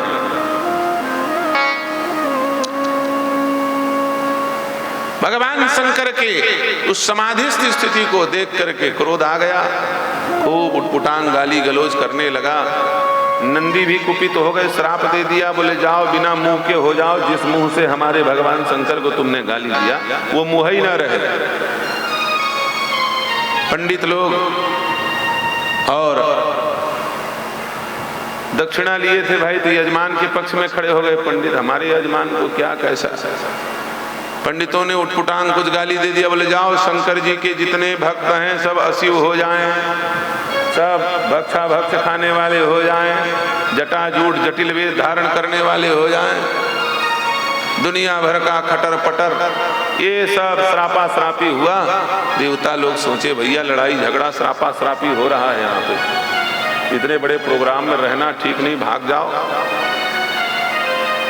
ब्रह्मा और विष्णु दोनों उठ के चले गए। दक्ष अपने मन से चला, जब सब चले गए तो शंकर जी चले गए, जय श्री राम। लेकिन वो दक्ष मानने वाला कहाँ, वो तो फिर से यज्ञ कराया। और इसी यज्ञ में माता सती ने जाकर के पति के अपमान से दुखी होकर के अपना शरीर त्याग दिया। भगवान शंकर को पता लगी, वीरभद्र को कुपित करके भेजा और नंदी के श्राप को सफल कर दिया, मुंडी काट करके ओम पूर्णमिदः पूर्णमिदं पूर्णात् पूर्णमुदच्यते स्वाहा। आखिरी में नारियल चढ़ाया जाता है ना यज्ञ कुंड में, नारियल, उसके अंदर सब मटेरियल भर के ब्राह्मण लोग हवन कराते हैं पूर्णाहुति में, और वसुधारा होती है पूर्णाहुति में। तो वसुधारा तो वीरभद्र को आता नहीं है, क्या किया, बोले इसके मुंडी के नारियल बना दिया और इसके जितने रक्त था शरीर में उसको सबको वसुधारा बना के उसी यज्ञ कुंड में डाल दिया। जय सिया राम, जाओ करवाओ। चारों तरफ त्राह त्राही मच गया। अरे भैया, भगवान शंकर ने तो तहलका मचा दिया। जो श्रुति के रक्षक हैं वही वेद के विरुद्ध आचरण करने वाले हो गए। देखो तो अब संसार में भला कौन यज्ञ करने वाला समर्थवान है? किसी की हिम्मत है कोई यज्ञ करा ले? जब शंकर जी यज्ञ विध्वंस करने लगे हैं तो गणेश तिवारी की हिम्मत है कि यज्ञ करा ले, शंकर जी त्रिशूल लेके पहुंच जाए। जो बचाने वाला है, जो रक्षक है, वही भक्षक बन गया। कोई यज्ञ नहीं, पूरे धरती में यज्ञ बंद हो गया। ब्रह्मा जी घबरा गए, प्रलय होने के पहले प्रलय होगा, यदि यज्ञ नहीं होगा तो क्या करें? अरे भैया कैसे भी करके चलो और शंकर जी को मनाओ। भोलेनाथ को मनाने के लिए सारे देवता ब्रह्मा की अगवानी में शंकर जी के पास पहुंचे हैं और मना रहे हैं। इनका नाम है भोले, इनका नाम है भोले। जल्दी मान जाते हैं, मनाने में ज्यादा टाइम नहीं लगता। मनाना है शंकर जी को, शंकर जी को मनाओ भाई, चलो। मनाने में कोई ज्यादा टाइम थोड़ी लगेगा। सारे देवता जाकर के शंकर जी को मना रहे हैं। मेरे मन की कामना पूरी करो बाबा भोलेनाथ, बाबा भोलेनाथ, बाबा भोलेनाथ, बाबा मेरे मन की कामना पूरी करो, मेरे मन की कामना पूरी करो बाबा भोलेनाथ, बाबा भोलेनाथ।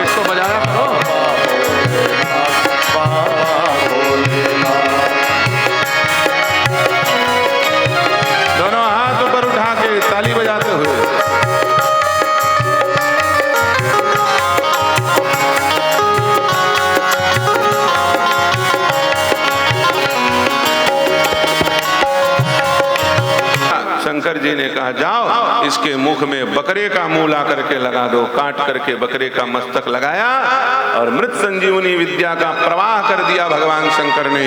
और जैसे ही बकरे के मुंह लगाए हुए दक्ष के शरीर में संजीवनी विद्या प्रवेश की तो दक्ष जो है, दक्ष माने होता होशियार, लेकिन होशियार दो प्रकार के होते हैं, एक होता होशियार, एक होता डेढ़ होशियार, है कि नहीं। होशियार जो होता है वो जहां जरूरत होती वहीं बोलता है, और डेढ़ होशियार जहां जरूरत नहीं वहां बोल जाए, जबरदस्ती हर जगह पहुंच करके भाषण देने लगे, प्रेस कॉन्फ्रेंस करने लगे, समझ लो वो होशियार नहीं है, वो डेढ़ होशियार है। हर विषय में कई लोग बोलना शुरू कर देते हैं, जो तुम्हारा विषय नहीं उसमें भी प्रेस कॉन्फ्रेंस करेंगे। जाओ मरो, समस्या में पढ़ करके भैया जो जिसका विषय हो उस विषय में बोले तो होशियार, और दूसरे के विषय में बोलने के लिए तैयार समझ लो डेढ़ होशियार। तो ये दक्ष होशियार नहीं था, ये डेढ़ होशियार था। ये अपने मुंह से तो बोलता ही था, जब बकरे का मुंह आया तो जोर से बोलना चाहा, लेकिन मुंह बदल गया, इसको पता ही नहीं था। बोलना तो चाह रहा था लेकिन बकरा बोला है क्या, मैं बम बम बम बम बम बम बम बम करने लगा। इतना जोर से शंकर जी हंसे, बोले बारे ससुर, तेरे अंदर का असुर निकाल दिया मैंने। खूब जोर से भगवान शंकर हंसे तो काशी के पंडित जितने हैं सब समझ गए शंकर जी बकरे के, दक्ष के बोलने से खुश होकर के प्रसन्न हुए हैं। इसलिए शंकर जी के पास जब काशी के पंडित जाते हैं तो जा करके वो जैसे दक्ष ने बम बम बम बम किया था वैसे ही वो भी बम बम बम बम बम बम बम बम बम बम बम बम करते हैं। तो भगवान शंकर को याद आ जाता है क्या, अपने ससुर का, है कि नहीं। तो शंकर जी प्रसन्न हो जाते हैं। तो आज भी हम लोग सब बम बम बम बम करते हैं। बम बम बम बम कोई मंत्र नहीं है, समझे कि नहीं समझे। ये दक्ष ने भगवान शंकर को हंसाया था ऐसा बोल करके, तो हमारे ऊपर भी भगवान शंकर किसी न किसी बहाने की रीझ जाएं, इसलिए हम लोग ये बम बम बम बम करके प्रसन्न करते हैं। बोलिए भगवान शंकर की जय, विश्वनाथ भगवान की जय। इसके बाद ध्रुव अवतार की कथा, ध्रुव को भगवान ने दर्शन दिया। अरे भैया 5 वर्ष के बालक ध्रुव को 5 वर्ष 5 महीने में भगवान का दर्शन हो गया। 5 5 5 5 55 होता है, और इधर 5 5 का मतलब 5 साल 5 महीना भी होता है। 5 साल 5 महीने में ध्रुव को भगवान का दर्शन हो गया। इसका मतलब भगवान के दर्शन से उम्र का कोई लेना देना नहीं। याद रखना, भगवत प्राप्ति का समय और स्थान से कोई लेना देना नहीं। जिस जगह चाहोगे उस जगह भगवान मिलेंगे, जब चाहोगे तब भगवान मिलेंगे। भगवान का समय से कोई लेना देना। अरे काल का, महाकाल से क्या लेना देना। भगवान कौन है, भुवनेश्वर कालों कर काला। भगवान तो काल के भी काल है, वो काल के अंतर्गत नहीं मिलते।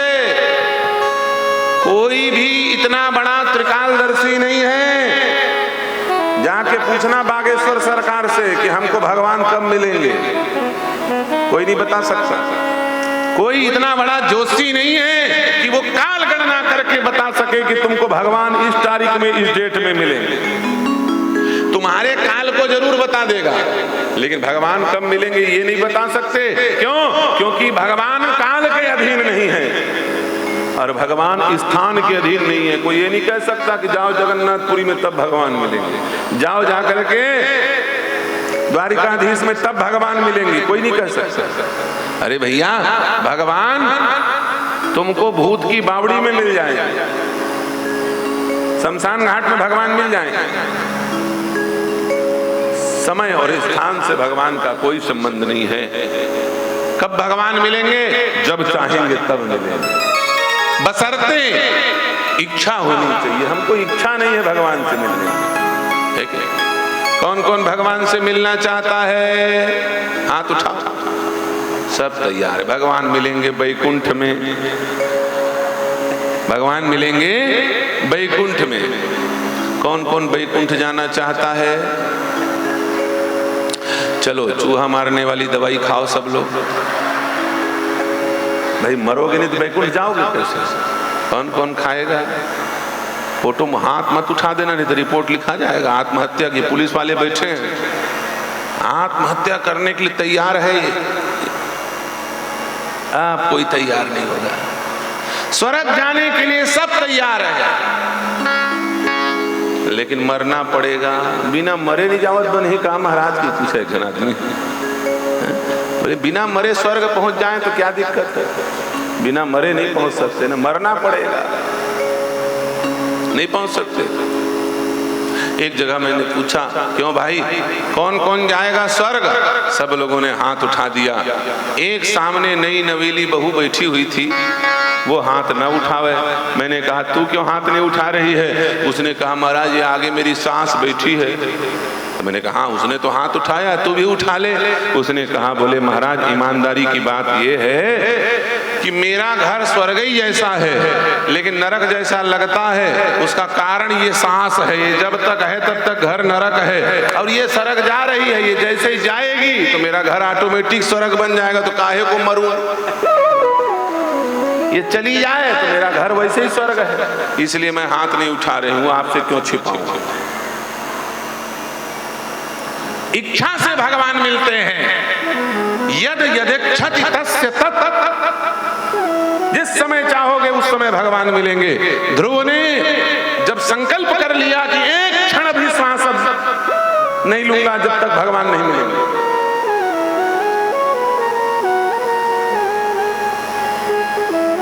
5 मिनट बाद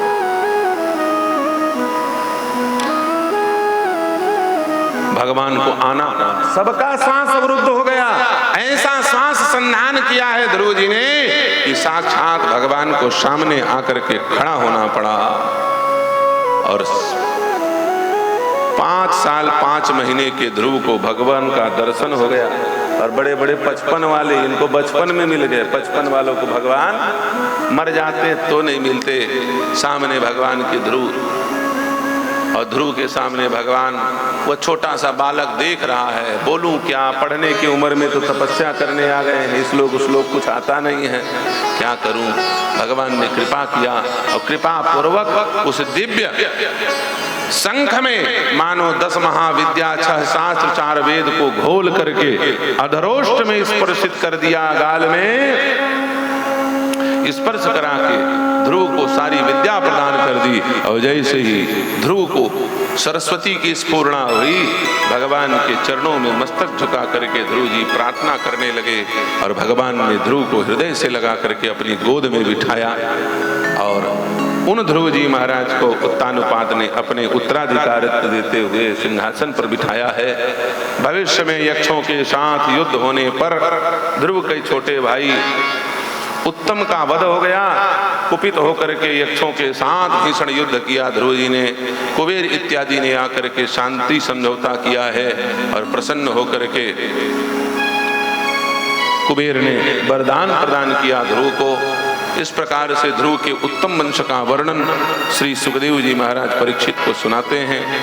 इस वंश में आगे चल करके एक बड़ा दुष्ट व्यक्ति हुआ, उसका नाम बेन। इस बेन को ब्राह्मणों ने भस्म कर दिया। मरे हुए राजा बेन के शरीर को मत करके भगवान पृथु को प्रकट किया। जिन भगवान पृथु के नाम से ये धरा, ये धरती, ये वसुधा, इसका नाम पृथ्वी पड़ा। इस मृत्यु लोक का नाम क्या पड़ गया? पृथ्वी। पृथु के द्वारा संधारित होने से, संरक्षित होने से, व्यवस्थित होने से इस धरा का नाम पृथ्वी पड़ा। इसके अलग अलग नाम हैं, धरा, पृथ्वी, मेदनी। राक्षसों के मेद से बनी इसलिए मेदनी। पृथ्वी के द्वारा 7 द्वीप में विभाजित किया गया है, जल थल अलग अलग किया गया इसलिए पृथ्वी। सबको धारण करती इसलिए धरा। सारे नाम के अर्थ अलग अलग है, व्यर्थ नाम नहीं है कि नहीं? तो ऐसे भगवान पृथु जिन्होंने अपने प्रजा को दिव्य उपदेश दिया और 100 अश्वमेध यज्ञ किए हैं और भगवान को वह पुण्य अर्पित किया है। बोलिए पृथु भगवान की जय। इन पृथु के वंश में पुरंजन हुए हैं। पृथु के वंश में एक राजा प्राचीन बरी हुए हैं जो बलि प्रथा को ज्यादा मानते थे। उस बलि प्रथा को रोकने के लिए नारद जी ने आकर के पुरंजनोपाख्यान सुनाया है, जिसको सुनाने का समय नहीं है। इस वंश में आगे और अनेक राजा हुए हैं। उन राजाओं के राजवंश का वर्णन, उनके कार्यकाल का वर्णन श्री सुखदेव जी महाराज परीक्षित को सुना रहे हैं। श्री सुखदेव जी कहते हैं, इसके बाद परीक्षित ऋषभ देव के वंश का वर्णन आया है। इन ऋषभ देव जी के वंश में महाराज चक्रवर्ती सम्राट भरत हुए, जो आगे जाकर के जड़ भरत हुए, दूसरा जन्म लेकर के सिंधु सौवीर देश के राजा रघुगण को इन्होंने सुंदर उपदेश दिया है। उस उपदेश के अंतर्गत खगोल भूगोल सब लोगों का वर्णन, नरकों का वर्णन, ऊपर के 7 लोगों का वर्णन, नीचे के 7 लोगों का वर्णन, और जब 27 प्रकार के नरकों का वर्णन सुनाया है तो राजा परीक्षित घबरा गए। एक एक पाप के लिए अलग अलग सजा, तो जीव सदा पाप करने वाला है, ये कहाँ जाएगा? इन पापों से बचने का क्या उपाय है? श्री सुखदेव जी कहते हैं, सारे पापों का एक समग्र प्रायश्चित है। उस प्रायश्चित का नाम है हरि कीर्तन। यत् फलम नास्ति तपसा न योगेन समाधिना तत्फलम लभते सम्यक कलौ केशव कीर्तना। अलग अलग पाप का अलग अलग प्रायश्चित करोगे ना, तो एक जन्म के पाप के प्रायश्चित के लिए 200 जन्म लेना पड़ेगा। लेकिन एक तरीका ऐसा है जिससे अनंत जन्मों का पाप क्षण भर में नष्ट हो सकता है। उस प्रायश्चित का क्या नाम है? नाम लेत भव सिंधु सुखाहि, नाम लेत भव सिंधु सुखाहि, करहि विचार सुजन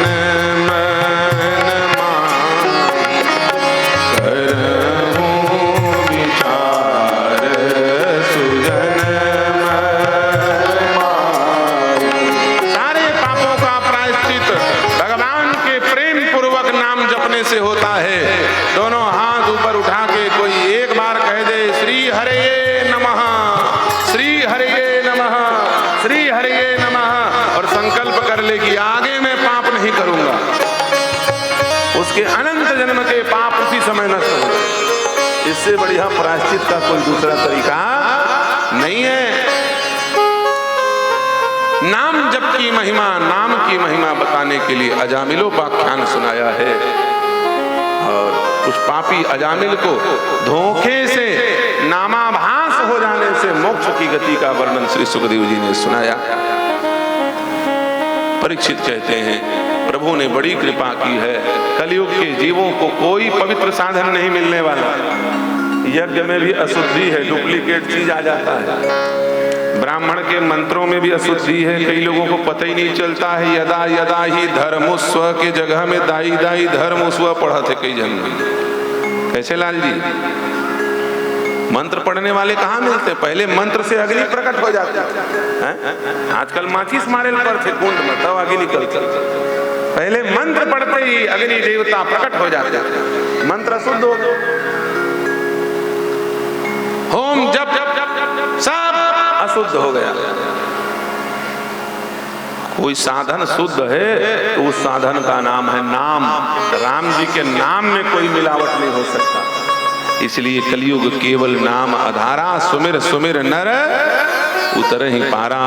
इसमें कहीं कोई मिलावटी व्यवस्था नहीं है। इसलिए नाम जप ही सारे पापों को दूर करने का उपाय है। श्री सुखदेव जी महाराज ने परीक्षित को इस प्रकार से अजामिलोपाख्यान सुनाया है।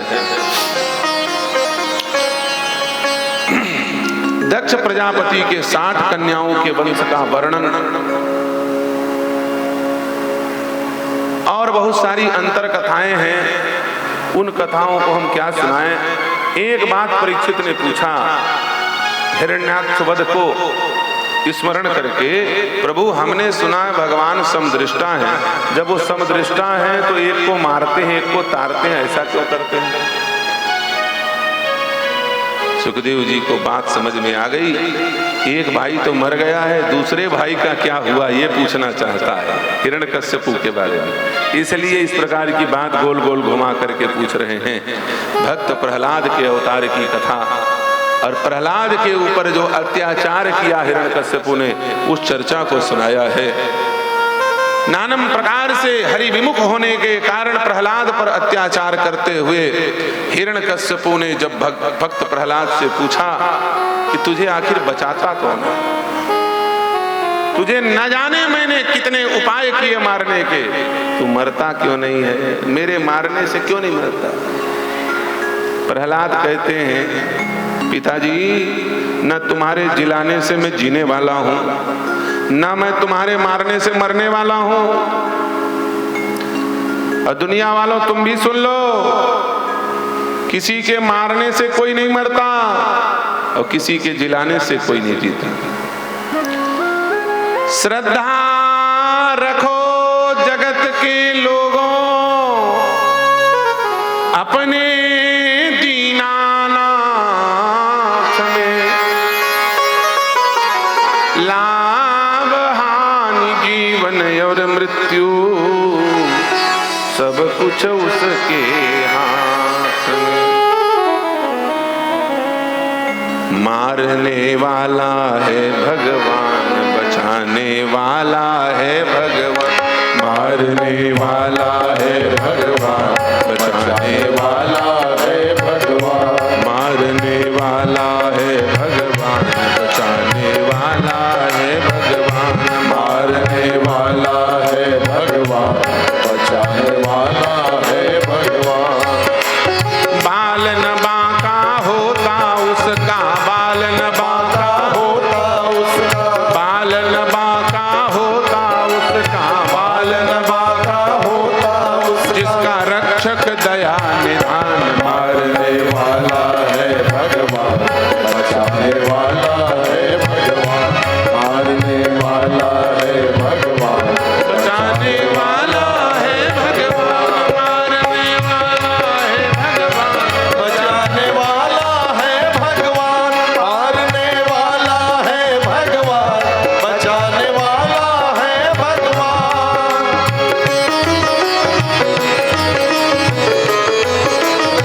श्री राधे।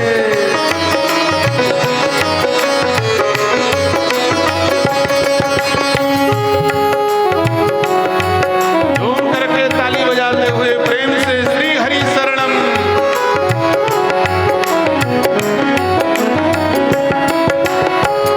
त्याग दो रे भाई फल की आशा, मारने वाला है भगवान, बचाने वाला है, मारने वाला है भगवान, बचाने वाला है भगवान, मारने वाला है भगवान, बचाने वाला है भगवान, मारने वाला है भगवान, बचाने वाला है भगवान, मारने वाला है भगवान, बचाने वाला है भगवान।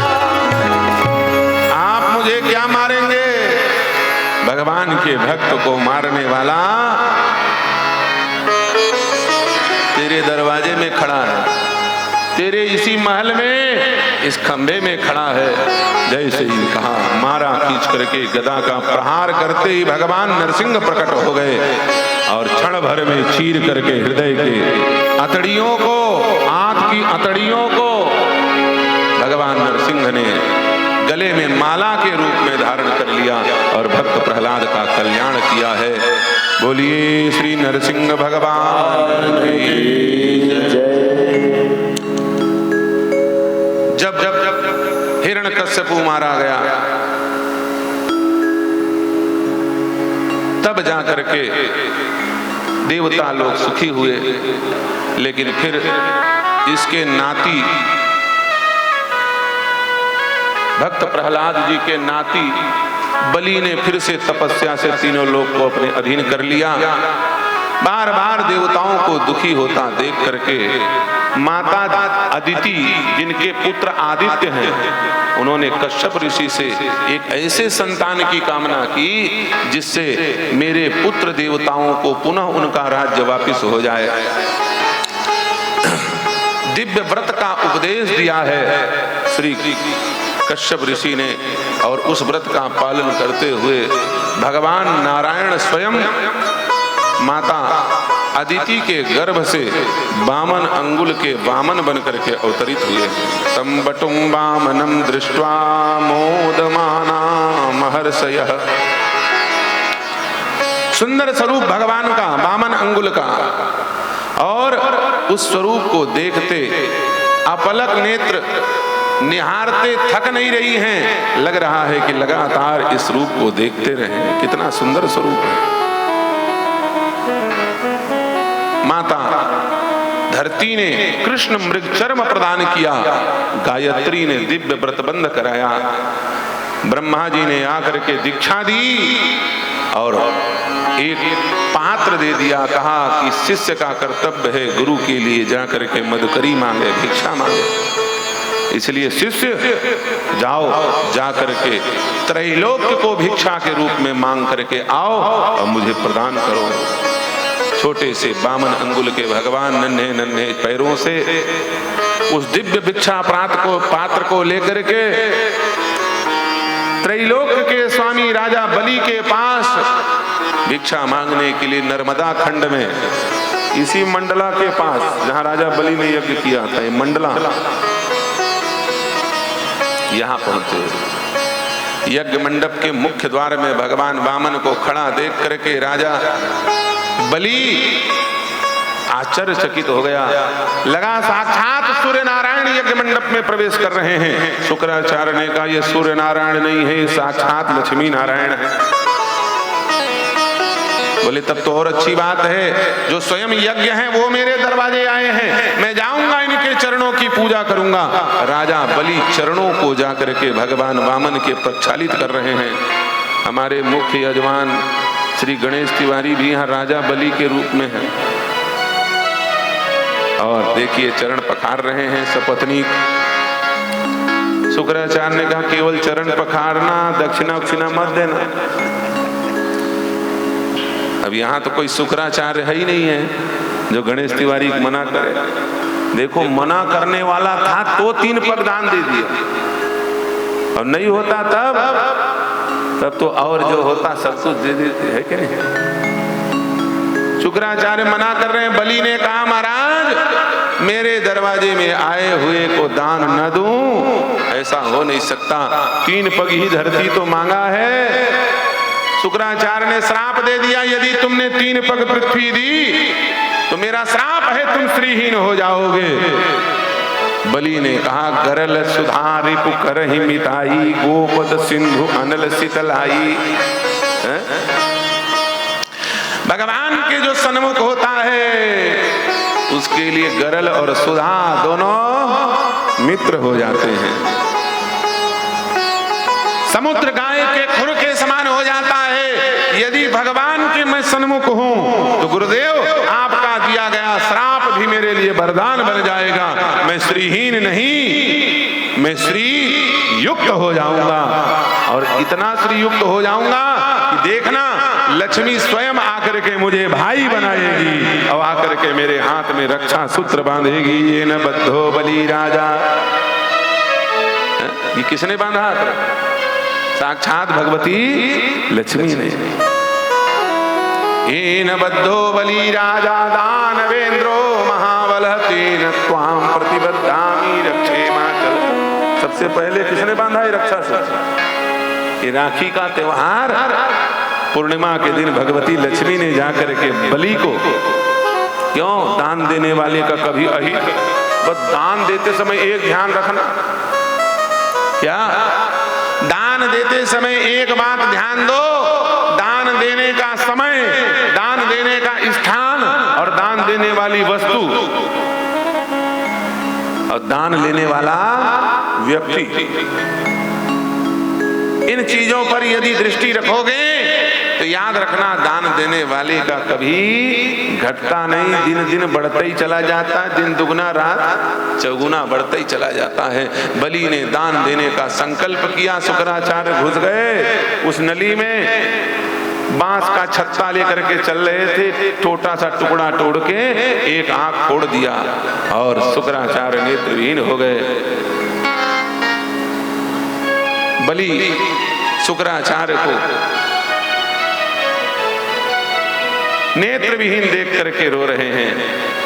राजा बलि को भगवान वामन ने कहा, दान देने में जो अवरोध पैदा करेगा उसकी तो आंख फूटेगी, लेकिन मैं इतने समय से खड़ा हूं बलि, जो चीज मांगा है मुझे दे दो। भगवान वामन राजा बलि के द्वार में संकल्प किया है तो तत्काल दान करो। संकल्प की गई वस्तु को उधारी नहीं करना चाहिए, नहीं तो नरकगामी व्यक्ति होता है। बलि के दरवाजे में भगवान वामन खड़े, बैठ नहीं रहे, जब तक दान नहीं मिलेगा मैं बैठूंगा नहीं। क्यों? अपनी भूमि में बैठूंगा। इसलिए भगवान वामन बलि के दरवाजे में खड़े हैं। आज भगवान यहाँ भी बढ़िया सुंदर वामन रूप बना के आपके दरवाजे में खड़े हैं। बड़ा सुंदर भजन है, बड़ा सुंदर गीत है। तेरे द्वार खड़ा भगवान, भगत भर दे रे झोली, आ भगत भर दे रे झोली। गंधर्व तुम बजाओ जरा तबला, 1 मिनट उनको दे दो तबला। भगत भर दे रे झोली, भगत भर दे रे झोली। तेरे द्वार खड़ा भगवान, भगत भर दे रे झोली, हाँ भगत भर दे रे झोली।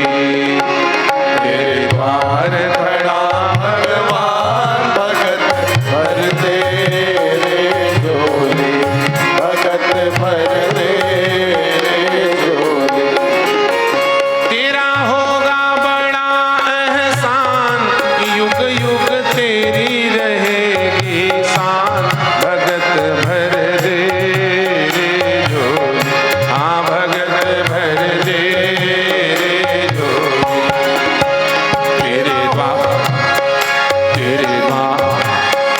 तेरे द्वार खड़ा भगवान, भगत भर दे रे झोली, हाँ भगत भर दे रे झोली। ताली बजाते हुए वामन भगवान घूम रहे हैं, मुंह फुला के मत बैठो।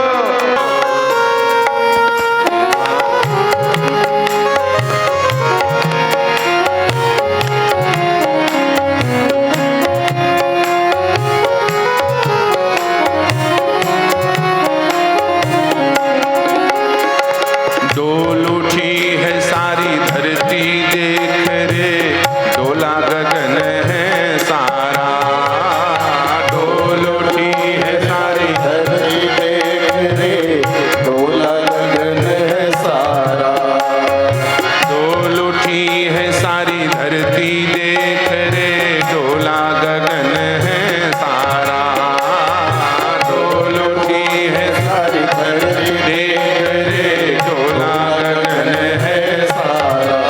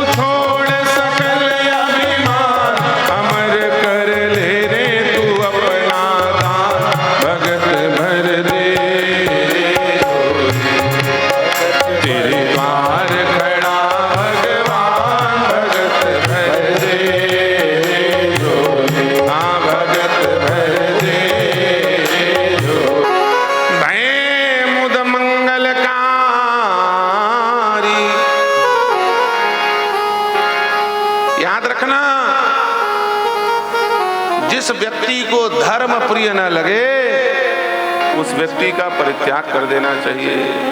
हाँ, हमारे सनातन धर्म में सारी फैसिलिटी है।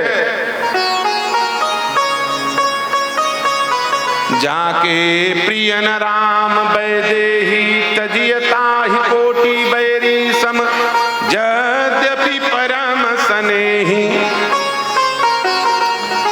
जो धर्म का अनुगामी नहीं है हमें उसे छोड़ देना चाहिए। ये बलि के प्रसंग से, बलि बामन के प्रसंग में बहुत सारी बातें हैं। ये भगवान हैं तो बड़े छोटे, लेकिन हैं बड़े खोटे। एक एक से बात को, बड़े से बड़े रहस्यात्मक गुप्त रहस्यों को भगवान ने अपने छोटे से रूप को धारण करके प्रकट कर दिया। गुरु चेला के बीच में खटपट करवा दिया भगवान। बाद में बलि ने पूछा, प्रभु हमने अपने गुरु की अवहेलना कर दी, कहीं कोई नुकसान तो नहीं होगा? बोले बिल्कुल नहीं होगा। क्यों? शास्त्र सिद्धांत है जिसे भगवान प्रिय न लगे उसका परित्याग कर देना चाहिए। कृष्णम कमल पत्राक्षम नार्चेष्यन्ति ते जना। कृष्णम कमल पत्राक्षम नार्चेष्यन्ति ते जना। जीवन मृतास्ते विज्ञेय न संभाष्यात् कदाचन। जिसका राम और कृष्ण से कोई लेना देना नहीं, उसका हमसे कोई लेना देना नहीं होना चाहिए। इसीलिए छत्तीसगढ़ वाले लोग नारा लगाते हैं, क्या? जो राम का नहीं वो किसी, जोरदारी से बोलो भाई एक बार सब लोग, जो राम का नहीं वो किसी, जो राम का नहीं है वो किसी काम का नहीं हो सकता। ये हमारे शास्त्र कहते हैं, ये हमारे सिद्धांत कहते हैं। जिसे भगवान प्रिय न लगे वो हमें प्रिय नहीं लगना चाहिए। अब यदि वो हमें प्रिय लग रहा है इसका मतलब दाल में कुछ काला है। कृष्णम कमल पत्राक्षम नार्चेष्यन्ति ते जना। जीवन मृतास्ते विज्ञेय न संभाष्यात् कदाचन। मीराबाई ने गोस्वामी तुलसीदास जी से बात पूछी थी कि मेरा पति, मैं इसको परमेश्वर मानती हूँ, लेकिन ये पति परमेश्वर मानने योग्य है क्या? इसे तो परमेश्वर ही अपना नहीं लगता।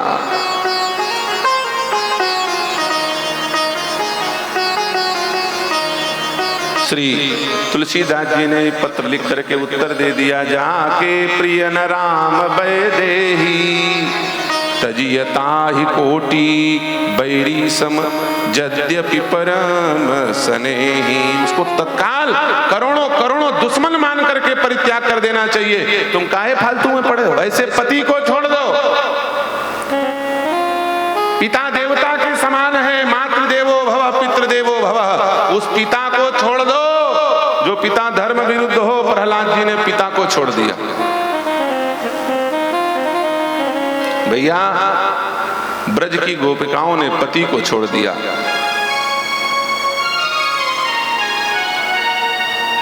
मीराबाई ने अपने पति को छोड़ दिया। जैसे वो चिट्ठी पहुंची मीराबाई ने पति को छोड़ दिया और छोड़ करके जाने लगी। मीराबाई कहती है, ए राणा अपने राजपाट को तू संभाल। अरे अपना ससुराल छोड़ के कहां जा रही है? मीराबाई कहती है, क्या? मेरो वृंदावन ससुराल, मेरो वृंदावन ससुराल, संभाल राणा तेरी नगरी। मेरो वृंदावन